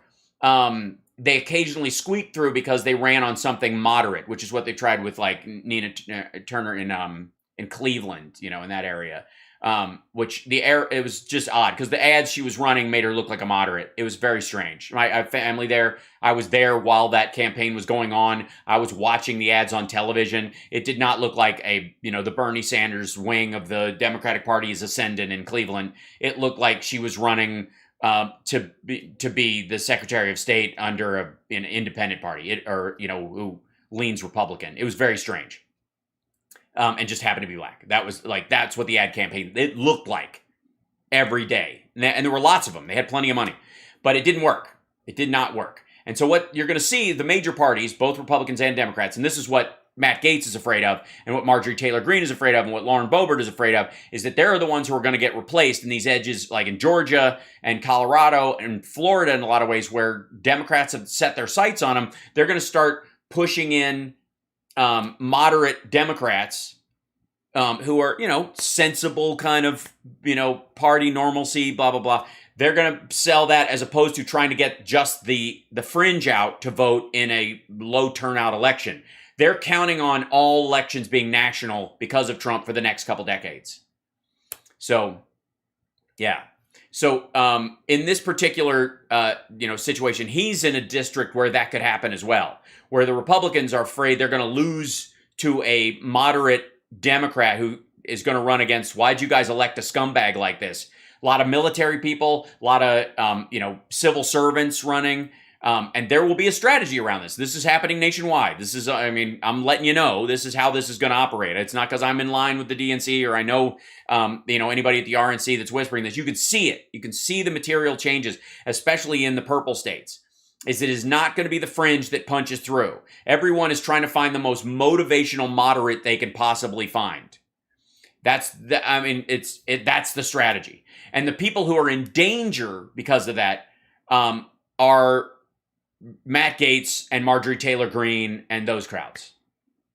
They're the ones who are they could get, even in a red district, because they've jumped the shark with this bullshit, they're going to get swamped by these folks. They're going to get swamped by what's effectively a normal Democrat. That's why they're freaking out about this. I'm just letting you know. And I think the September 18th thing's going to be a fucking mess. And fight for the people who send us to fight for them. Nobody sends you to fight. I'm fucking sick of the word fight when it comes to politics. I'm tired of it. You're a gardener. Run as a goddamn governor, a gardener. Like, you show up, prune the weeds, make the plants grow, try to work really hard to bring as much life to the situation. Fighting is bullshit. It just ends up yelling. You don't change. The only fight that matters is the one where you actually change someone's mind. And the people who use the most fight-ready language aren't changing anybody's minds. They're not getting anybody to cross over to their idea. And I don't mean across party lines. I mean internally. The language around fighting when it comes to democracy is bullshit. And I would argue it is every bit as much a strategy of foreign interference in our elections, getting that word to be the primary word to describe our political act for the last 15 years. The fight language is just bullshit. It's bullshit. You're not running to be a fighter. You're involved in governance, in a democracy. And none of these assholes have ever been in a real fight. Thanks. Can't stop lying. I like, have you ever been in a real fight? You ever been in a real fight? Like this could go south and somebody might not leave moment? You don't use this kind of language when you've been in a real fight. Or you know what a real fight is. Because honestly, we're in a political period, like the era of louder instead of better, smarter. We need a socialist party. No, we don't.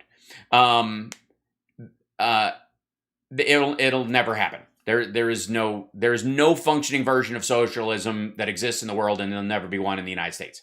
I'm honest to God, it's just not going to. I'm thinking of writing a book called Sparksism. For all the Sparksists out there, that is my political philosophy about stuff.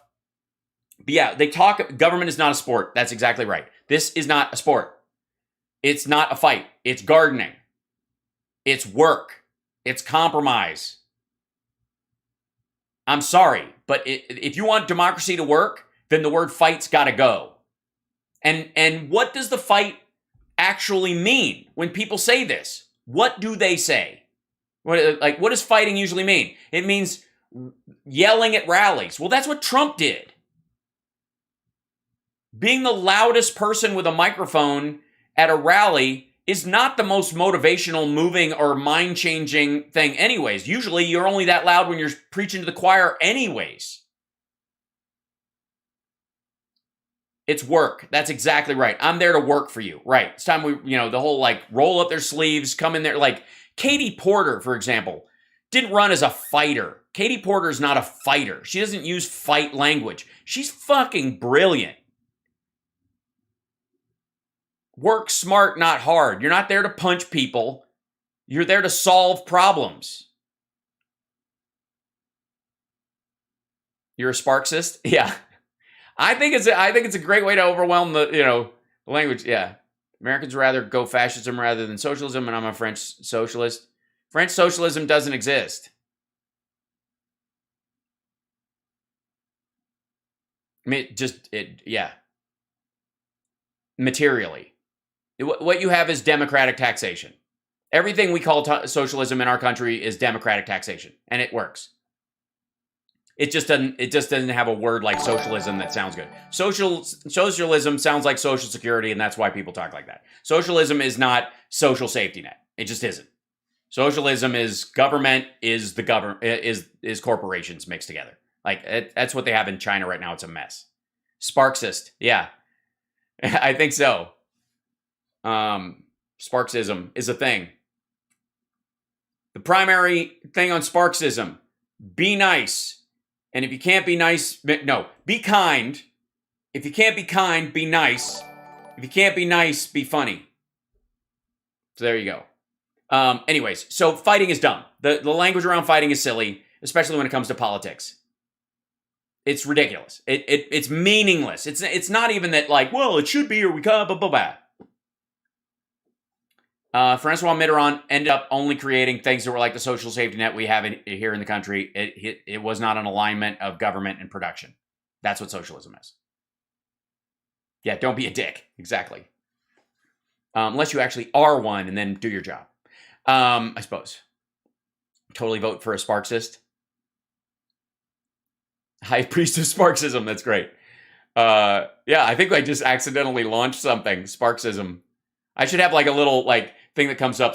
Today's Sparksism, and a little like, if this happens, think this, or, like a little phrase like, the more you know. I'll work on it. That'd be cool. Be nice was the rule for Roadhouse. That's right. Are you still running for mayor of Los Angeles? I am. I filed. I'm officially running. I've got there's a bunch of stuff I have to do before I can start raising money and that kind of stuff, and that won't be till the end of the year. So, yeah. But yes. Be kind and just, right.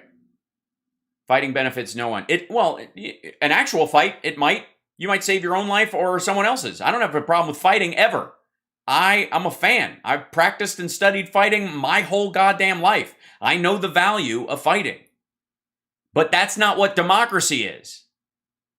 Fighting as a political thought form is a holdover from monarchies and theocracies and dictatorships. Because that was the only way they solved it. Well, our king fights your king with using his people versus their people. That's it. I'm a Sparksist t-shirts. Excellent. My platform, about 7 inches. The ones that Paul Stanley wore with the stripes on Love Gun. Yeah, Sparksism. It could be good with an X. That's fine. I'm okay with that. It's spelled either way. So the idea of fighting as a form of, functioning governance is a holdover from monarchies. And it's just silly. And anybody who goes, I'm going to fight for you, they just mean they're going to yell and then they're going to go grease their own palm. Even democratic socialism is not democratic socialism. There are no democratic socialists who are looking for the government to control the means of production or be half owner in all businesses. The only reason we use the word socialism as often as we do in the democratic circles is because there isn't a better word that's shorter for what we're talking about, which is democratic taxation. It just doesn't sound sexy. It does, and because the Republicans are always attacking communism and socialism and tagging us with it, we think, we are. Democratic socialism is not the proper allocation. That's democratic taxation. It's not socialism because that means it would supersede whatever the democracy wants and pick some, only certain businesses, that kind of thing. How I will pay-per-view to see debates. How I will destroy it. I can do it. I shut down if I'm yelled at. Well, that's why I don't think it's valuable. That's why we have to have conversations about this stuff. Most of the people who are yelling are afraid that if anybody else has heard, the audience will not believe them, and therefore their opinion, their point of view, their political theory will fall apart because a group of people don't understand it or it isn't heard because that person's talking louder. And so therefore they have to talk louder than that person. And then two people talking loudly at each other is called a political fight when it is absolutely not. It's two assholes yelling. Potato soup, the official food. Yes, right. Potatoes and soup. Right. 5 eggs. 1 in 500 Americans has died of COVID. Right, Joy? We've talked about this. Might be sparklings. That could work. They all work. They're good. This is a horrible face to join into the chat. Matt's not. I'm sorry. Yeah, we'll move on. Since you brought up Pelosi and Cheney and... Oh, by the way, one of the other Sparksisms, before I move on, is I'm telling you, I get to tell you my opinion without insisting it must change yours. That's something I think that I try to make clear on my tweets a lot of times that people don't seem to grasp sometimes, is that, I think, that I would never, when I say I would never do something, and people jump in there going, well, what if this and that? I've already made my decision about this. You can go, I would answer it with what you would do, but don't try to weasel my opinion or my idea. I mean, you can chip at it, I guess, but by saying what you would do. That's how we reach these things. I've come to that's why, the most recent one was when I came up, I was talking about, and thanks for bringing up the COVID, conversation about how many people have died from it, is that, even if I can't stand anti-vaxxers, I can't stand the Alex Joneses of the world, all those folks, I find them disgusting human beings. I think they're idiots, and I think some of them are genuinely mentally ill, but I'm never going to wish illness and death on them. I'd rather live with a bunch of assholes who are patting themselves on the back thinking that they are right, and argue with them on the merits than have someone be on a ventilator and die with regret talking to their family members through a goddamn iPad. Always. Sorry. I've dealt with, and you guys know this, in the last year, I've dealt with, I've had like 5 deaths close to me at, around this time. And previous to that, in like the 2 years before COVID, during the early part of the Trump years, a couple of people passed that were in my sort of family circle that I was not friends with anymore, or that I'd had a distance from or whatever. But I did not wish that on them. I couldn't stop it from happening, but I would never wish it on them. And I would never go, oh, I'll let you guys, you have to say this, this is karma, this is Darwinism or whatever. I don't wish Darwinism or karma on anyone. And karma is, by the way, a multi-lifetime thing. So and again, I'm not telling you how to do it. I'm not telling you how to live your life. I'm not telling you how to clear your conscience. I'm not telling you what your ethical floor should be. This would be a Sparksism.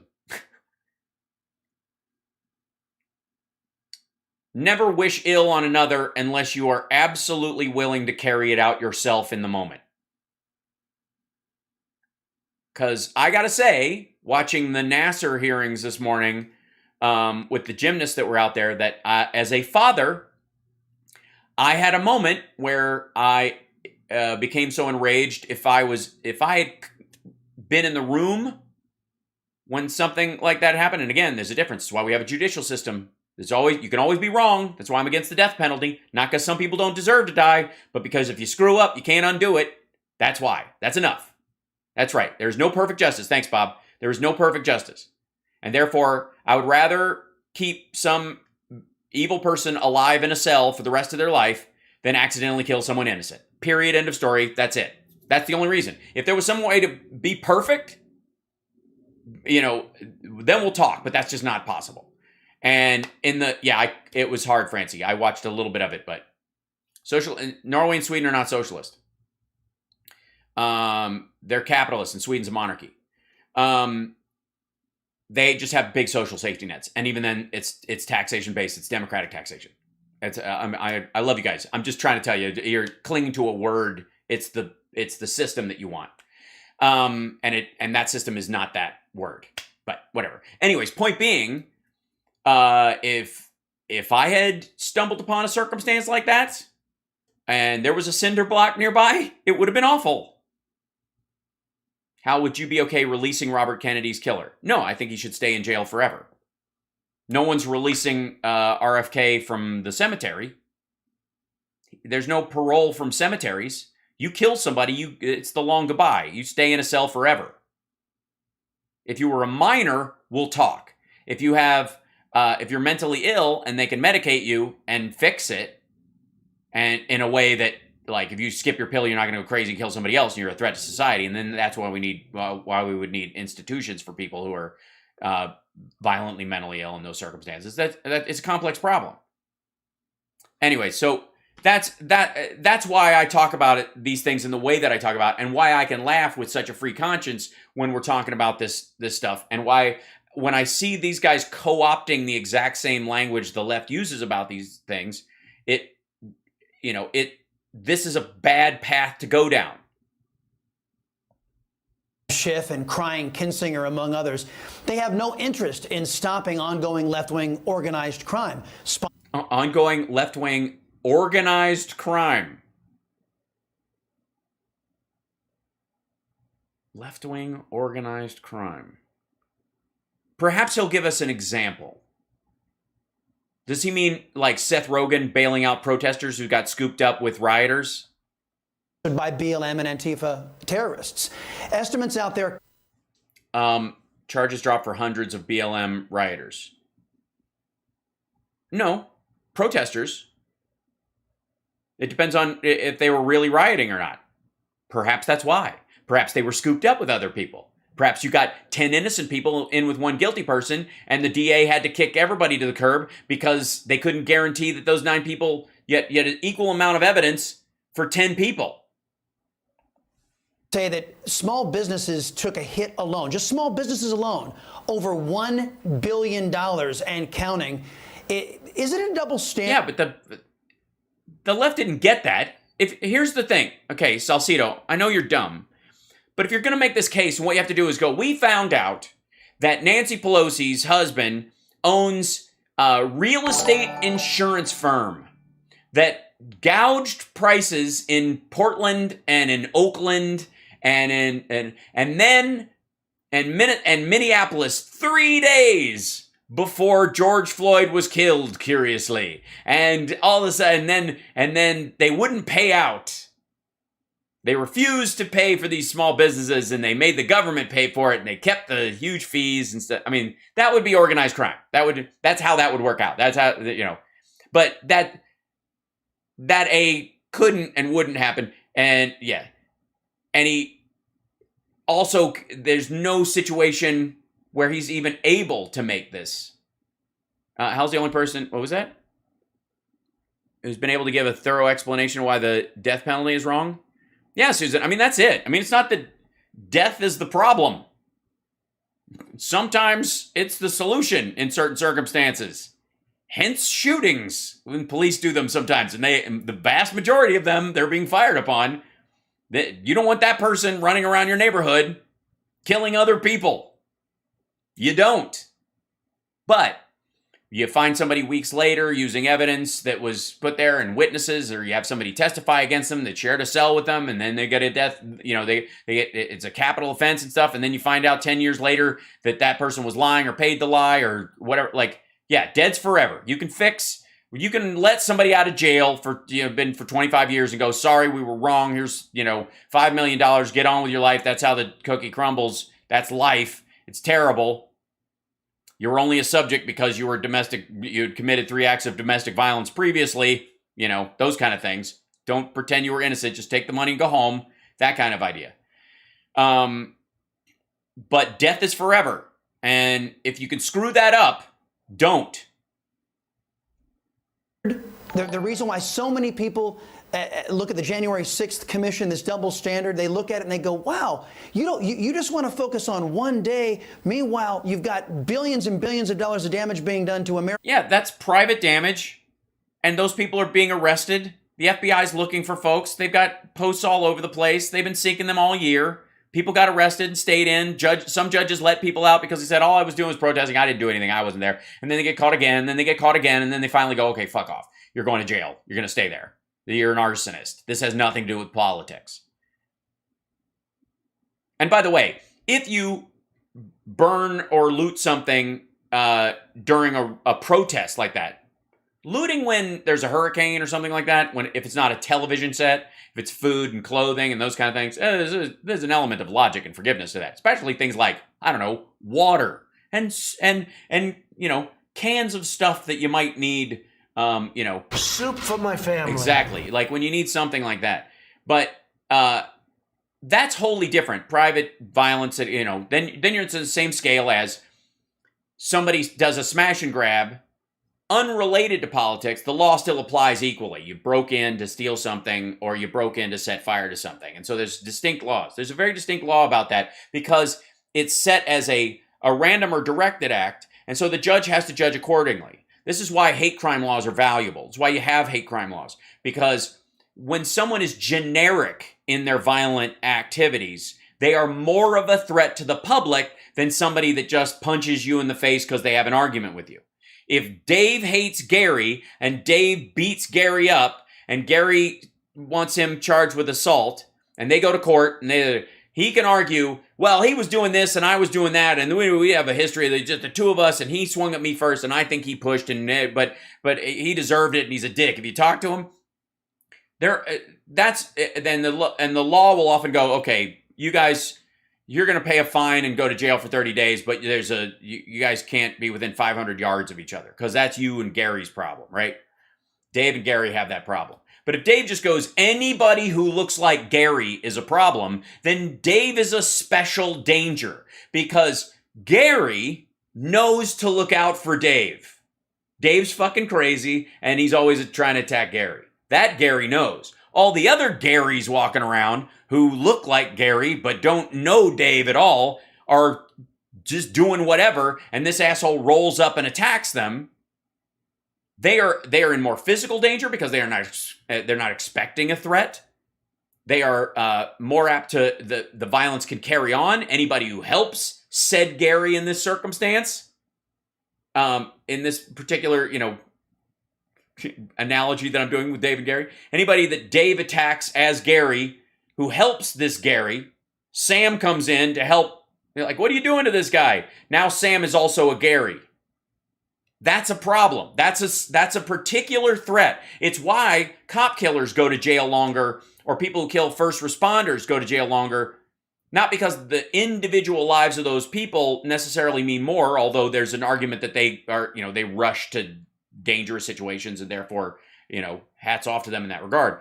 The reason is because if you're willing to kill one of those folks, you have no compunction about killing a random citizen who isn't armed, who isn't an officer of the state, right?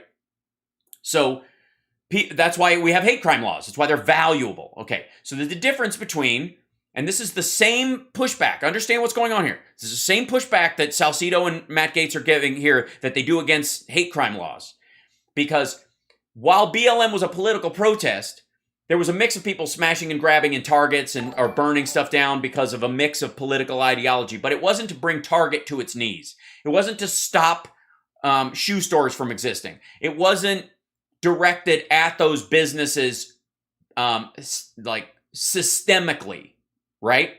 But the attack on January 6th was a specific attack on our way of governance, on our democracy, which is, by the way, the shield that protects all the other stuff, including those Targets and those Starbucks and those local mom and pops and the black-owned businesses that were destroyed or burned or looted during some of the riots, right? So they have a problem with the January 6th people being thrown in jail because they also have a problem with hate crime legislation because they want the pass that this was just random. Trespassing is trespassing. I mean, I step over a fence, piss in somebody's yard because I got a flat tire and I didn't want to walk across and it was the nearest tree. That's trespassing. And shitting on Nancy Pelosi's desk while stealing her laptop, that's also trespassing. I mean, they're the same, aren't they? That's the argument they need to make. That's how they water this down over time. Over 2 years. Isn't that the biggest, I don't know, the biggest... Yes, you don't know. ...delegitimizing factor for this whole January 6th commission? No. Because it was not an attack on Starbucks as a whole. It wasn't an attack on Starbucks' way of life. Of course, and when you look at gravity, you can even look to the FBI's own conclusion that there was no organizing apparatus for whatever bad things happened on January 6th. No, there were multiple organizing factors. There was not one overarching group. There were 4 or 5. The communications between them have yet to be found, but that doesn't mean they won't be found. That doesn't mean they won't exist. And by the way, the former Trump officials are not forthcoming with their communications on that day. They're going to be a little pissed when that stuff happens. Hence the preserve all records stuff, which is why Kevin McCarthy and all those guys are pushing back. And that bears a stark contrast to the highly organized BLM Antifa effort that even had members of Congress and the sitting vice president now of the United States raising money to pay for the bail of people to be able to get right back out on the streets and do that violence and really... Well, no, they were doing it for protesters because protesters were getting scooped up in this shit because it was all happening together. And by the way, if you want to start organizing for bail and law and like that, oh God. So this is also something like that just, so remember when Matt Gaetz and Marjorie Taylor Greene went down to the, I guess it was the DC jail where apparently none of these people are being held. But they were like, we're not sure who's being held there or if they're being held. I mean, they could call their fucking lawyers, and they weren't allowed in and all that bullshit. I'm going to back up. Listen to this shit again, what he's about to say. Hold on. For the bail of people to be able to get right back out on the streets and do that violence and really engage. Okay, he is currently advocating for the detainees to be released because they're being held indefinitely. So he's asking for the exact same thing. He's also saying that the left organized so that they could get right back out and start doing the violence again. When in reality, a lot of these folks were trying to bail out protesters. Were there people? Was there a danger of bailing out people who were violent? Yeah. But they were weighing it against it and going, there's a bunch of people being in there, they can't afford bail. And so this idea that, they're going to stay in jail. But believe me, a lot of the Portland Antifa kids, their parents are fairly well to do. They made bail. Meanwhile, the George Floyd protesters, the black kids who came down there just to walk signs and protest, there's an argument that some of them needed help with bail. So what he's saying right now is, they were trying to get these people out so they could do more violence. Well, here you go, fucko. Get them out. Raise funds. Get these guys lawyers. We're worried about they don't have representation. Get them representation. Start a fund. You assholes are making money. He's making money hand over fist. He and Marjorie Taylor Greene. I mean, the funding has dropped off significantly, but Marjorie Taylor Greene is the highest earning, she gets more donations than any other House Republican. And they're touring together. They could absolutely start a legal fund for these folks. And it would fill up with money. They're not going to. They will not. You know why? Because they don't want them the fuck out. Because those people are crazy. The people who aren't out already are crazy. They're dangerous. They want out so they can start this shit again.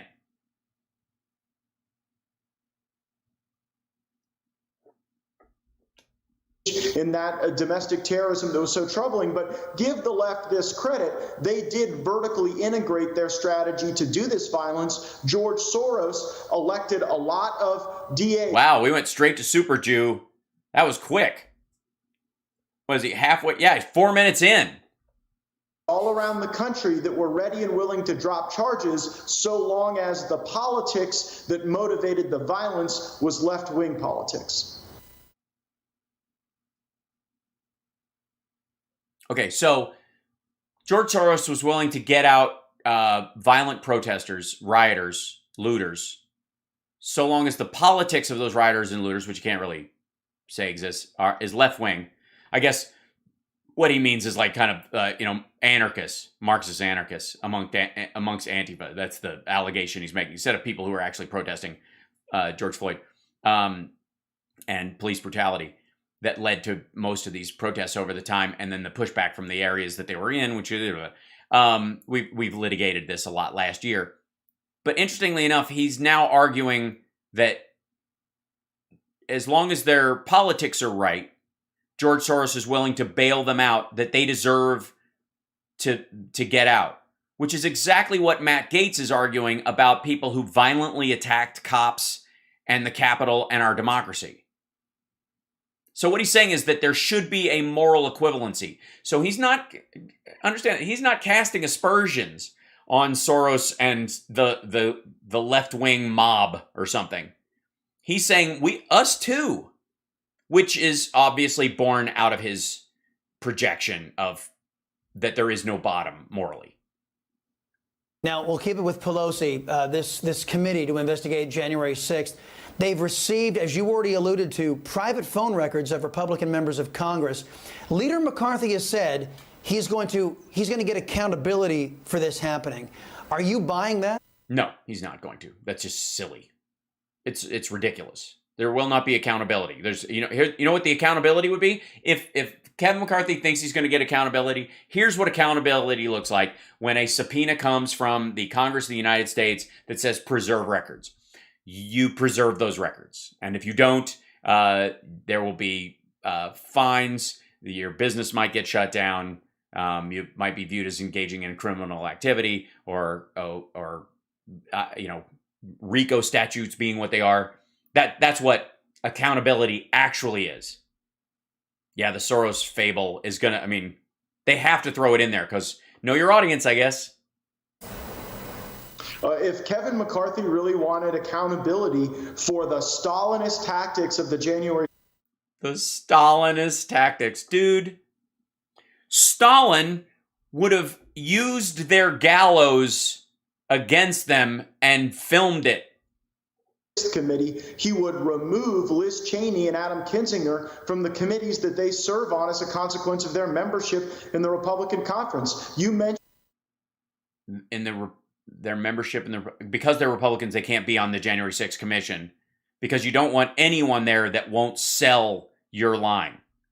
The highly important hearing earlier today with Secretary of State Blinken. Well, Adam Kinzinger got Republican time to ask questions in that committee. Liz Cheney was a part of drafting the National Defense Authorization Act, serving on the House Armed Services Committee. Cheney... Yeah, this is just now sour grapes because you're not on a committee. Well, not sour grapes, technically jealousy.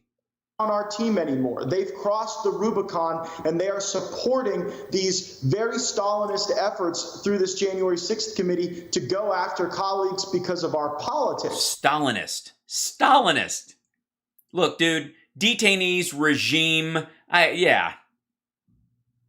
Stalinist?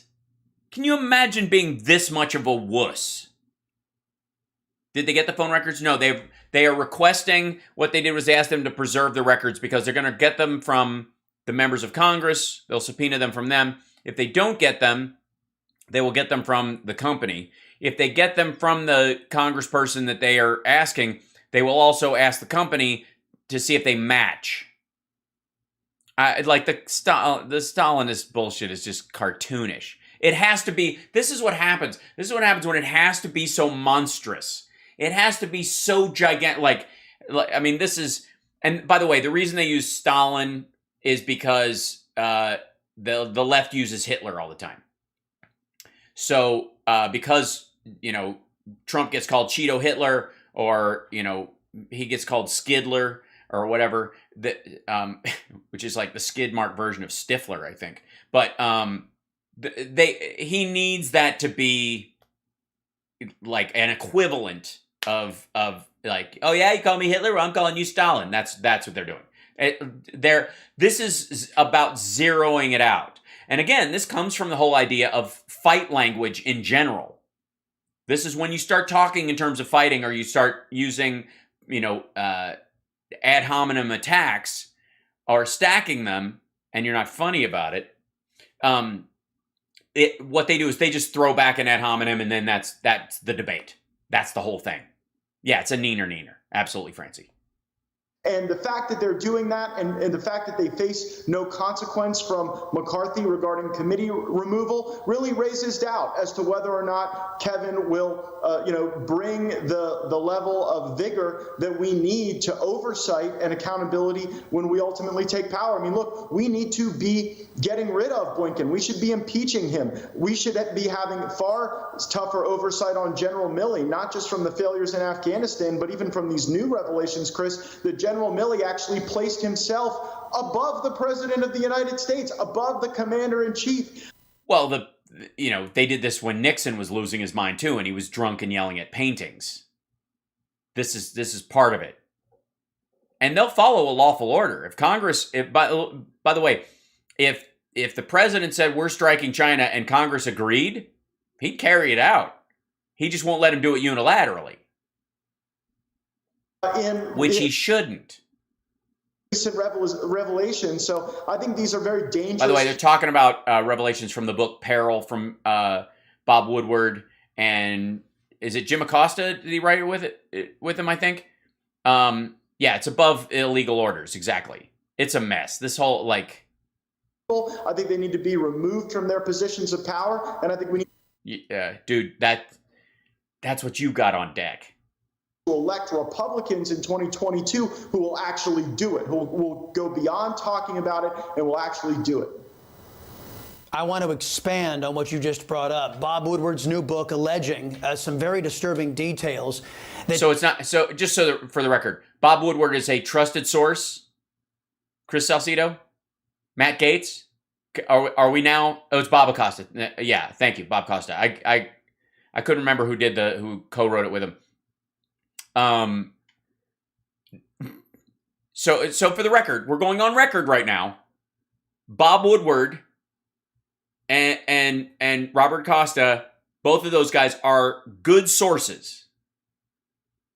So any criticism you have of Milley, any criticism you have of Nancy Pelosi that you're going to bring from this book is predicated entirely on the idea that if Bob Woodward and Robert Costa say it, it's true.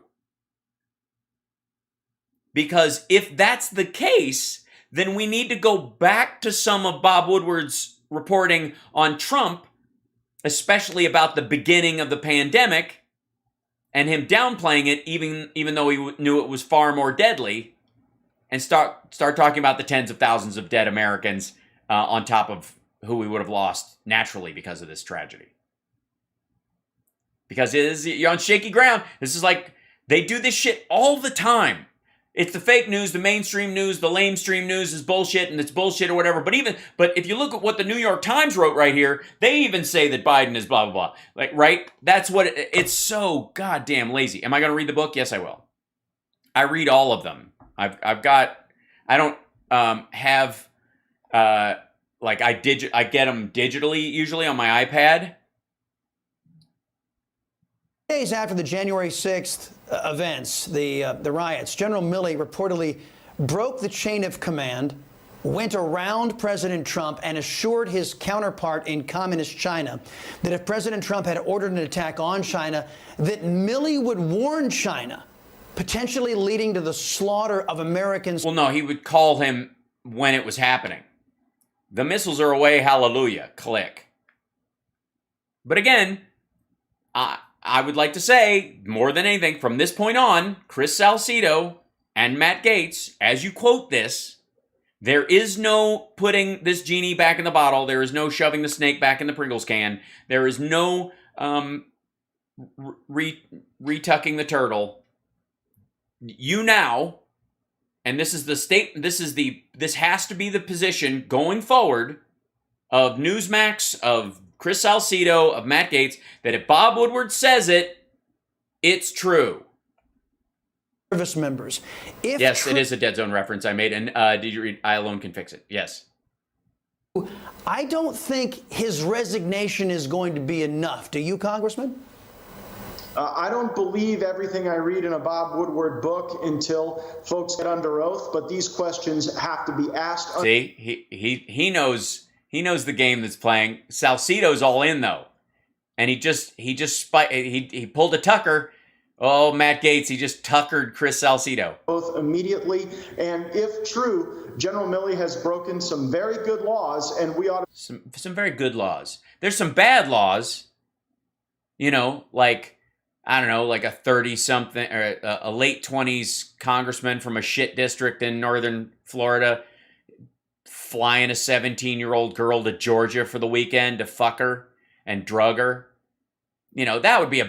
That's a bad law. Who even needs that? I'm sure that there is accountability for that.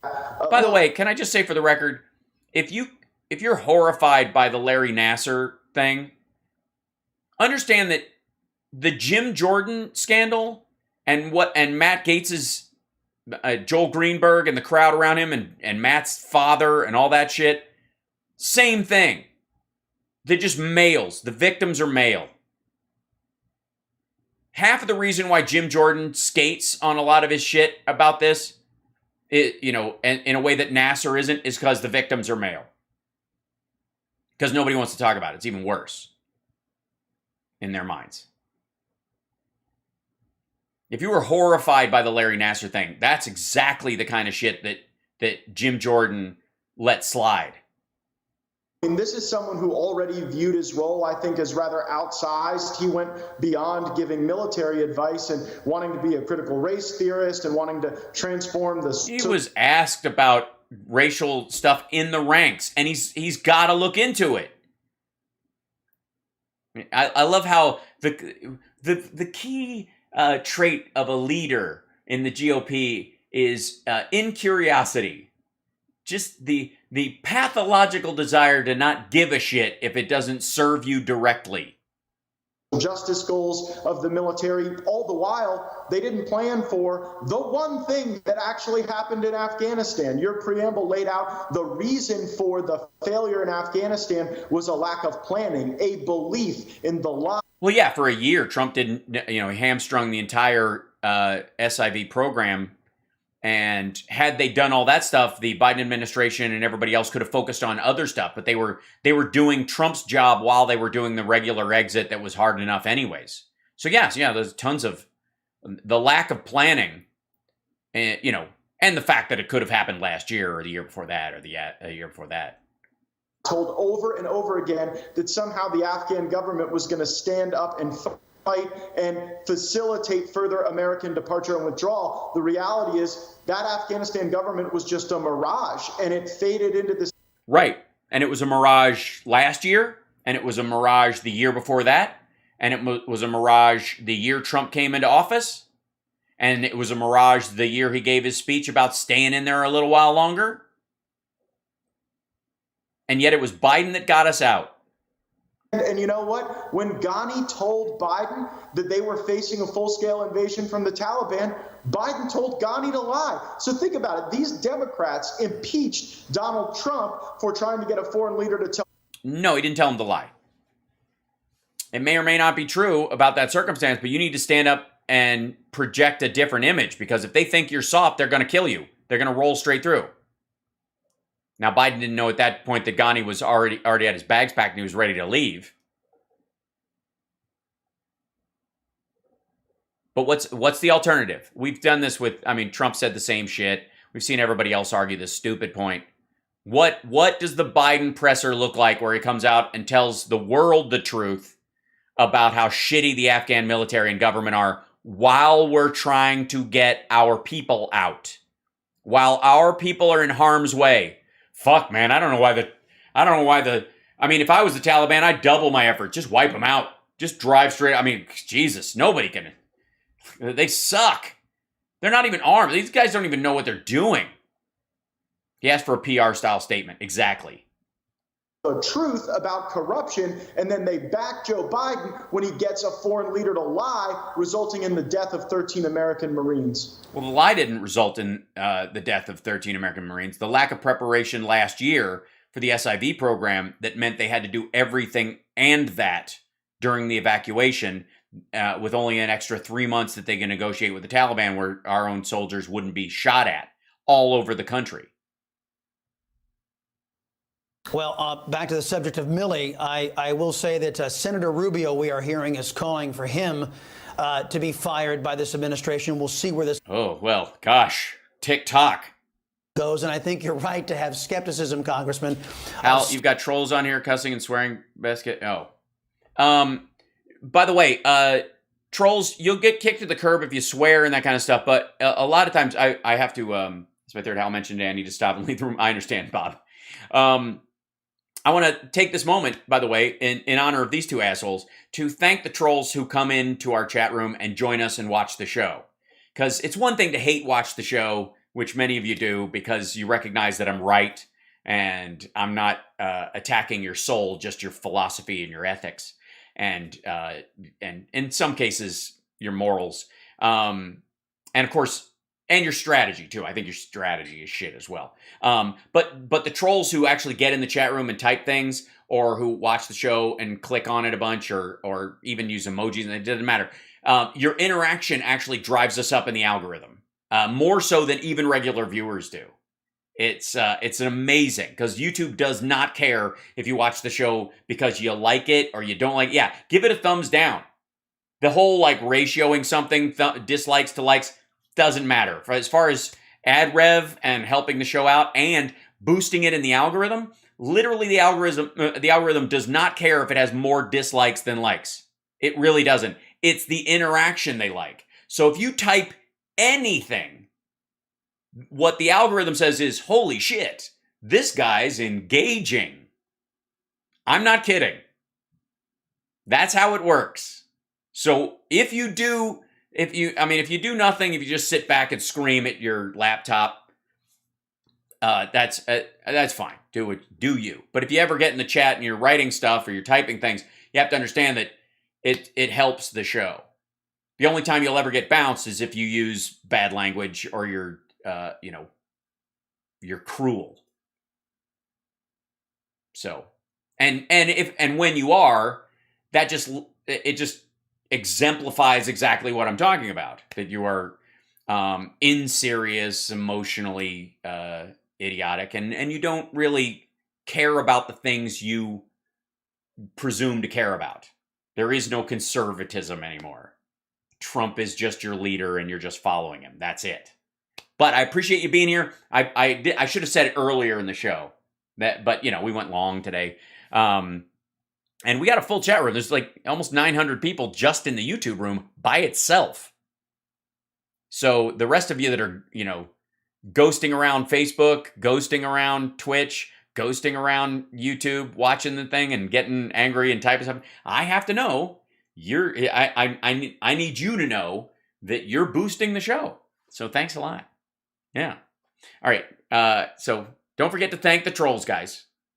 And remember, trolls used to hurt feelings like 4 years ago, and now the bottom has fallen out. There's really not 265 in Twitch. Wow. I remember we used to hit like 50 on Twitch and it was a miracle. That's great. And don't forget, if you're on Twitch and you've set up a channel, you can always share the show on your channel and you can rate it or host it. That's possible. Something like that. Anyways, I'm getting better at this stuff. But yeah, thanks, trolls. Yeah, you're making Hal great again. I appreciate it. Yeah, boost away, trolls. Thanks so much. And every angry thing you write, we find hilarious. Especially on Facebook. The ones on there, they get really wound up. They're adorable. Yeah, so there you go. And in honor of these two trolls, I mean, these guys, look to the future. Maybe one day you won't just be screaming in a chat room on a show that you don't want to be watching, but you feel you have to. Maybe one day you could get a job working for these two guys. Under them, if you know what I mean. It's inside of a Bob Woodward book. Congressman Matt Gaetz, it's always a pleasure, sir. We appreciate your time as always. Yeah, because he doesn't have a lot of time. He doesn't. He's got all those committees and no shit, right? I went way over tonight, 5:42. Wow, and 2 shows today because I was on a little earlier as well. I know the trolls love me. I can't say I blame them. I mean, come on, what's not to like? The dude is a party. We're having a great time, and I think. Do we let hold on, I'm going to move my screen around because I switched. There we go. That's a little better. My hair's flat because I just washed it and got out of the shower and then I was in such a rush. Over the last year, I think we've watched, as the show has grown and as you guys have joined us and as it's spread, it's been kind of a miracle for me watching it happen. I love the fact that Twitch was there for us when, YouTube, when we were attacked on YouTube and had to go someplace else. One of the most valuable things I will say besides knowing that we can laugh at even the most serious and difficult stuff that we deal with, during a pandemic, it's a great time to swords are forged in really hot fire. That's that's crucial. And so times like this tend to, steal your resolve. That's where in many ways, that's where it comes from. There's a Chinese poem, and this will freak the trolls out because I speak Chinese. It's 包剑锋中磨砺去，梅花生枝哭寒来, which means the sword gets its sharpness from adversity, and the chrysanthemum gets its beautiful scent from the bitter winter. Meaning you're not shit until you've been through some stuff. That as you face difficulty, that helps you, that gives you makes you aware of your capability. Yes, and rest in peace, Norm Macdonald. Bless his heart. Just a sweet guy. It's times like these you learn to live again. Airborne got put in a timeout on YouTube. Yeah, it happens. Because it doesn't understand irony or sarcasm. That can happen. That's why Twitch, that's why I was so glad it was there for us. But the one thing I think we've all learned together, genuinely, and it relates to what I was talking about our trolls who watch and engage, is that half of the time when you're in a conflict, the losses you sustain are from you giving your power away. We all know that we decide what something means before we feel the way we feel about it. Things don't make you sad because they are necessarily sad. They are sad because you have decided they will make you sad. If you've decided they will make you laugh, oftentimes they will make you laugh even if other people perceive them as sad. That's how your brain works. There are some natural fight or flight reflexes, but as a civilized human being at a certain age, you've made a decision about how stuff is going to make you feel. And you can change that decision, by the way. You can, over time, you can decide something's not going to, make you sad anymore. Something's not going to make you angry anymore. And that's kind of what's happened with trolls over the last 5 years, especially, is that I think a lot of people have recognized to take their power back from it by not getting carried away with it. But also recognizing that it does, we're back to the value of, sticks and stones as a concept. Sparksism, use your power. Yes. Well, be your power too. And don't give it away. Never look at some rando on the internet that you don't know personally, that you wouldn't, if you wouldn't loan them your car or ask them to house sit or babysit, then why would you ever take their opinion about your ethics, your morals, your ideas seriously? Unless you doubt your own beliefs. And if you do, go work on them, refine them. Go, what part of my belief system am I on the rocks about? Am I regurgitating a thought that I've heard elsewhere, but doesn't sound 100% right? Like I'm 80% there. I'm 80% with this idea, but 20% of it seems to have a gap in it that I'm a little shaky on. Then go figure out that 20%. Or decide, c'est vrai, right? Just decide that part is something you can live with. That weakness is something you can live with, or fix it. Those are your options. But if you wouldn't loan somebody your car, then why would you let them hurt your feelings? And I don't know anybody who would loan their car to someone they don't know on the internet that isn't a lunatic with a weird fetish. You know what I mean? It's crucial. And I think over the last year, and I certainly think this is true amongst our viewers here, people who watch this. Yes, interrogate your beliefs regularly. It's a great idea, Bob. Am I stoic? Yes, I could be described as a stoic in some ways, I suppose. Dude, where's my feelings? Hal, you're wiser than you know. Well, thanks. I try. Some of that wisdom comes from experience. Some of that experience comes from loss, right? So what I would say is that it's been really beautiful for me over the last year to watch as the regular viewers of this show have, in some ways, and some of you were already there, but some of you watching you mature into a space where you took your power back from trolls and people who insulted you online to not giving them that power, recognizing that you were giving them that power and just not doing it anymore. And that's a big deal. That's fantastic. And I'm very proud of those of you that over the last year have recognized that you were giving your power away. You're just reclaiming your time and you're not going to let anybody, insult you and actually have it land. Right? And the more you have that, the more that's available to you, that is in your skill set of an expanding circle of life. There's some skills that aren't universal, that you learn how to do this thing and it only applies to that thing. Swimming doesn't make you a it can make you a longer runner, but not a better runner. That kind of thing. It's a bad analogy. But it doesn't make you a better badminton player. Sports to sports is not 1-to-1, right? But expanding your confidence without, I guess, leathering your hide as the only way of doing it, like becoming cynical or distant, is in your expanded range of influence. Because you may have done it about trolls on the internet and how you're treated, but it applies everywhere in your interpersonal relationships, at work, in traffic. My goal is that no one who's a regular in our chat ever has road rage, because you just know you're emotionally never going to go there. No matter how frustrated you are in life and stuff, you don't go, this would be a good place for that frustration. It just wouldn't come up anymore. And you guys may know the trick or maybe not know, but if you're ever finding yourself feeling a road rage moment, sing it. Sing it to yourself. Look at this dumbass crossing the street. He's going to kill us all. And it will take it away. And you have just as much power as you had if you were yelling. Except you now control that. You have more control. Oh, they took their dislike back. They got mad.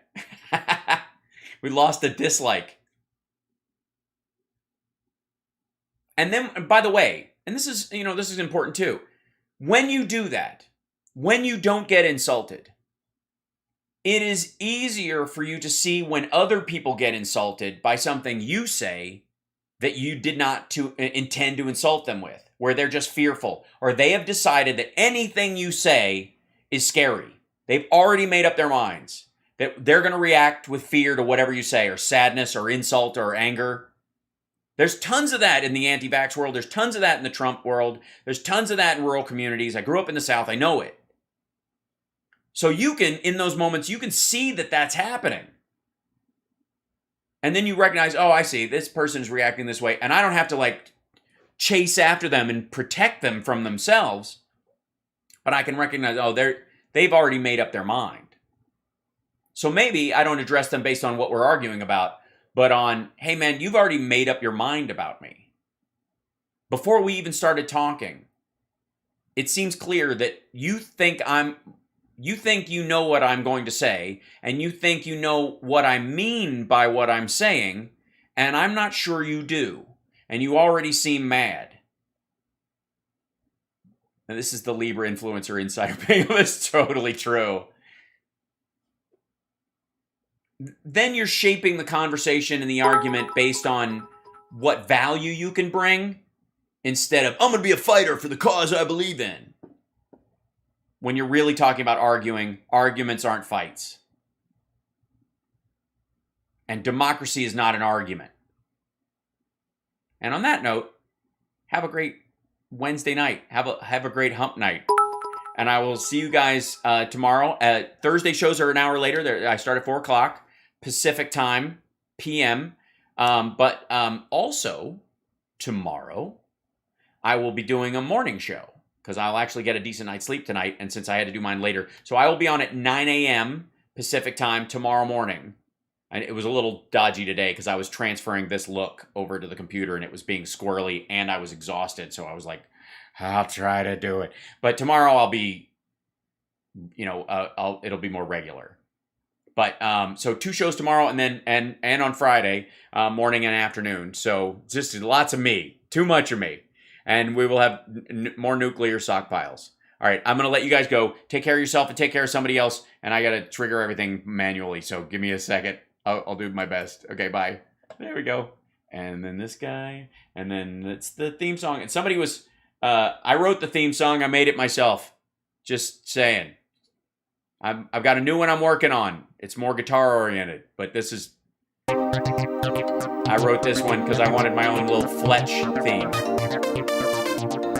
I was trying to write an 80s comedy detective theme.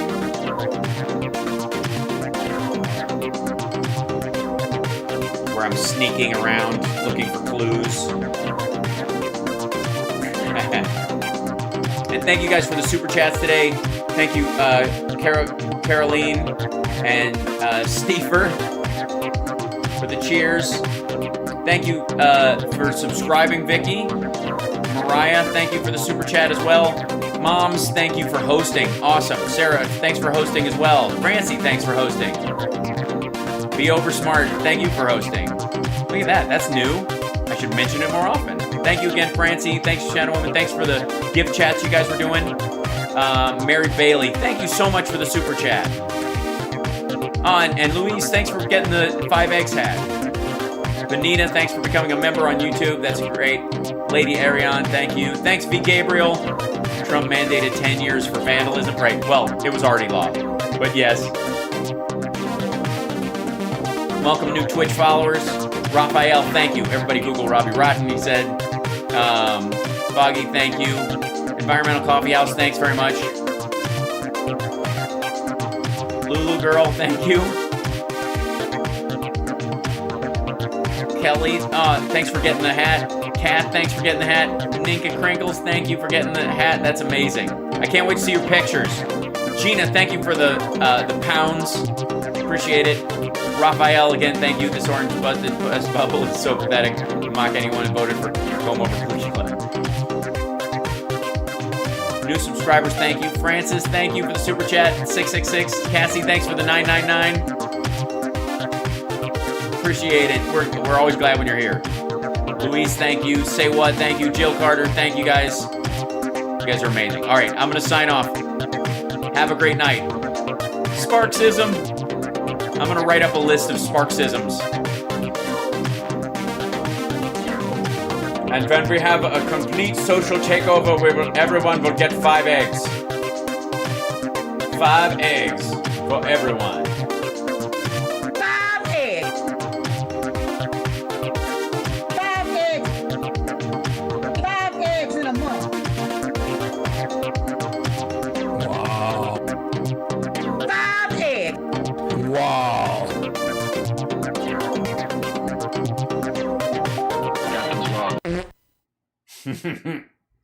It stopped the theme. I wanted to keep playing. What happened? There we go.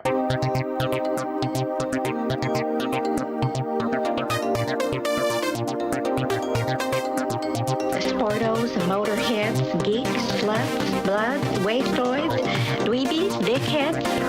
They all adore him. They think he's a righteous dude.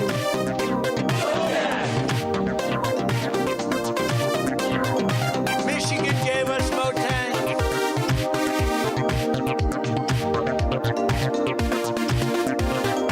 That's better than a brick because you can't throw a brick, it's too heavy. Soup for my family. We're going to be appointing very pro-crime judges.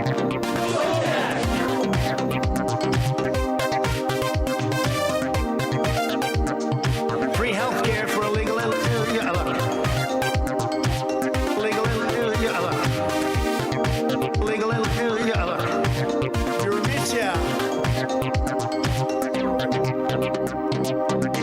Baron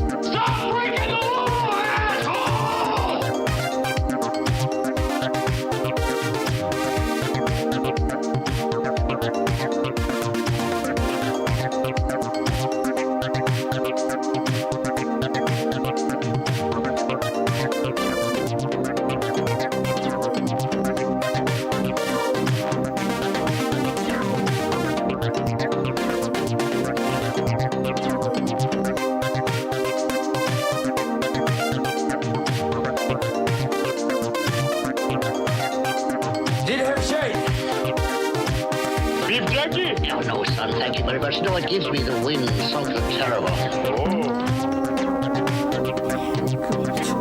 Sorry. I'm your father, Luke. Give in to the dark side of the force, you now.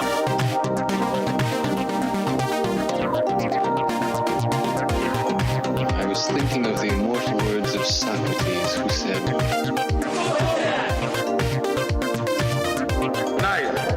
Nice. Not thrilling, but nice. That was really cool, by the way.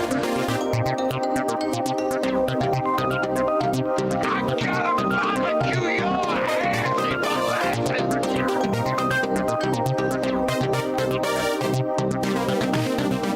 I love lamb.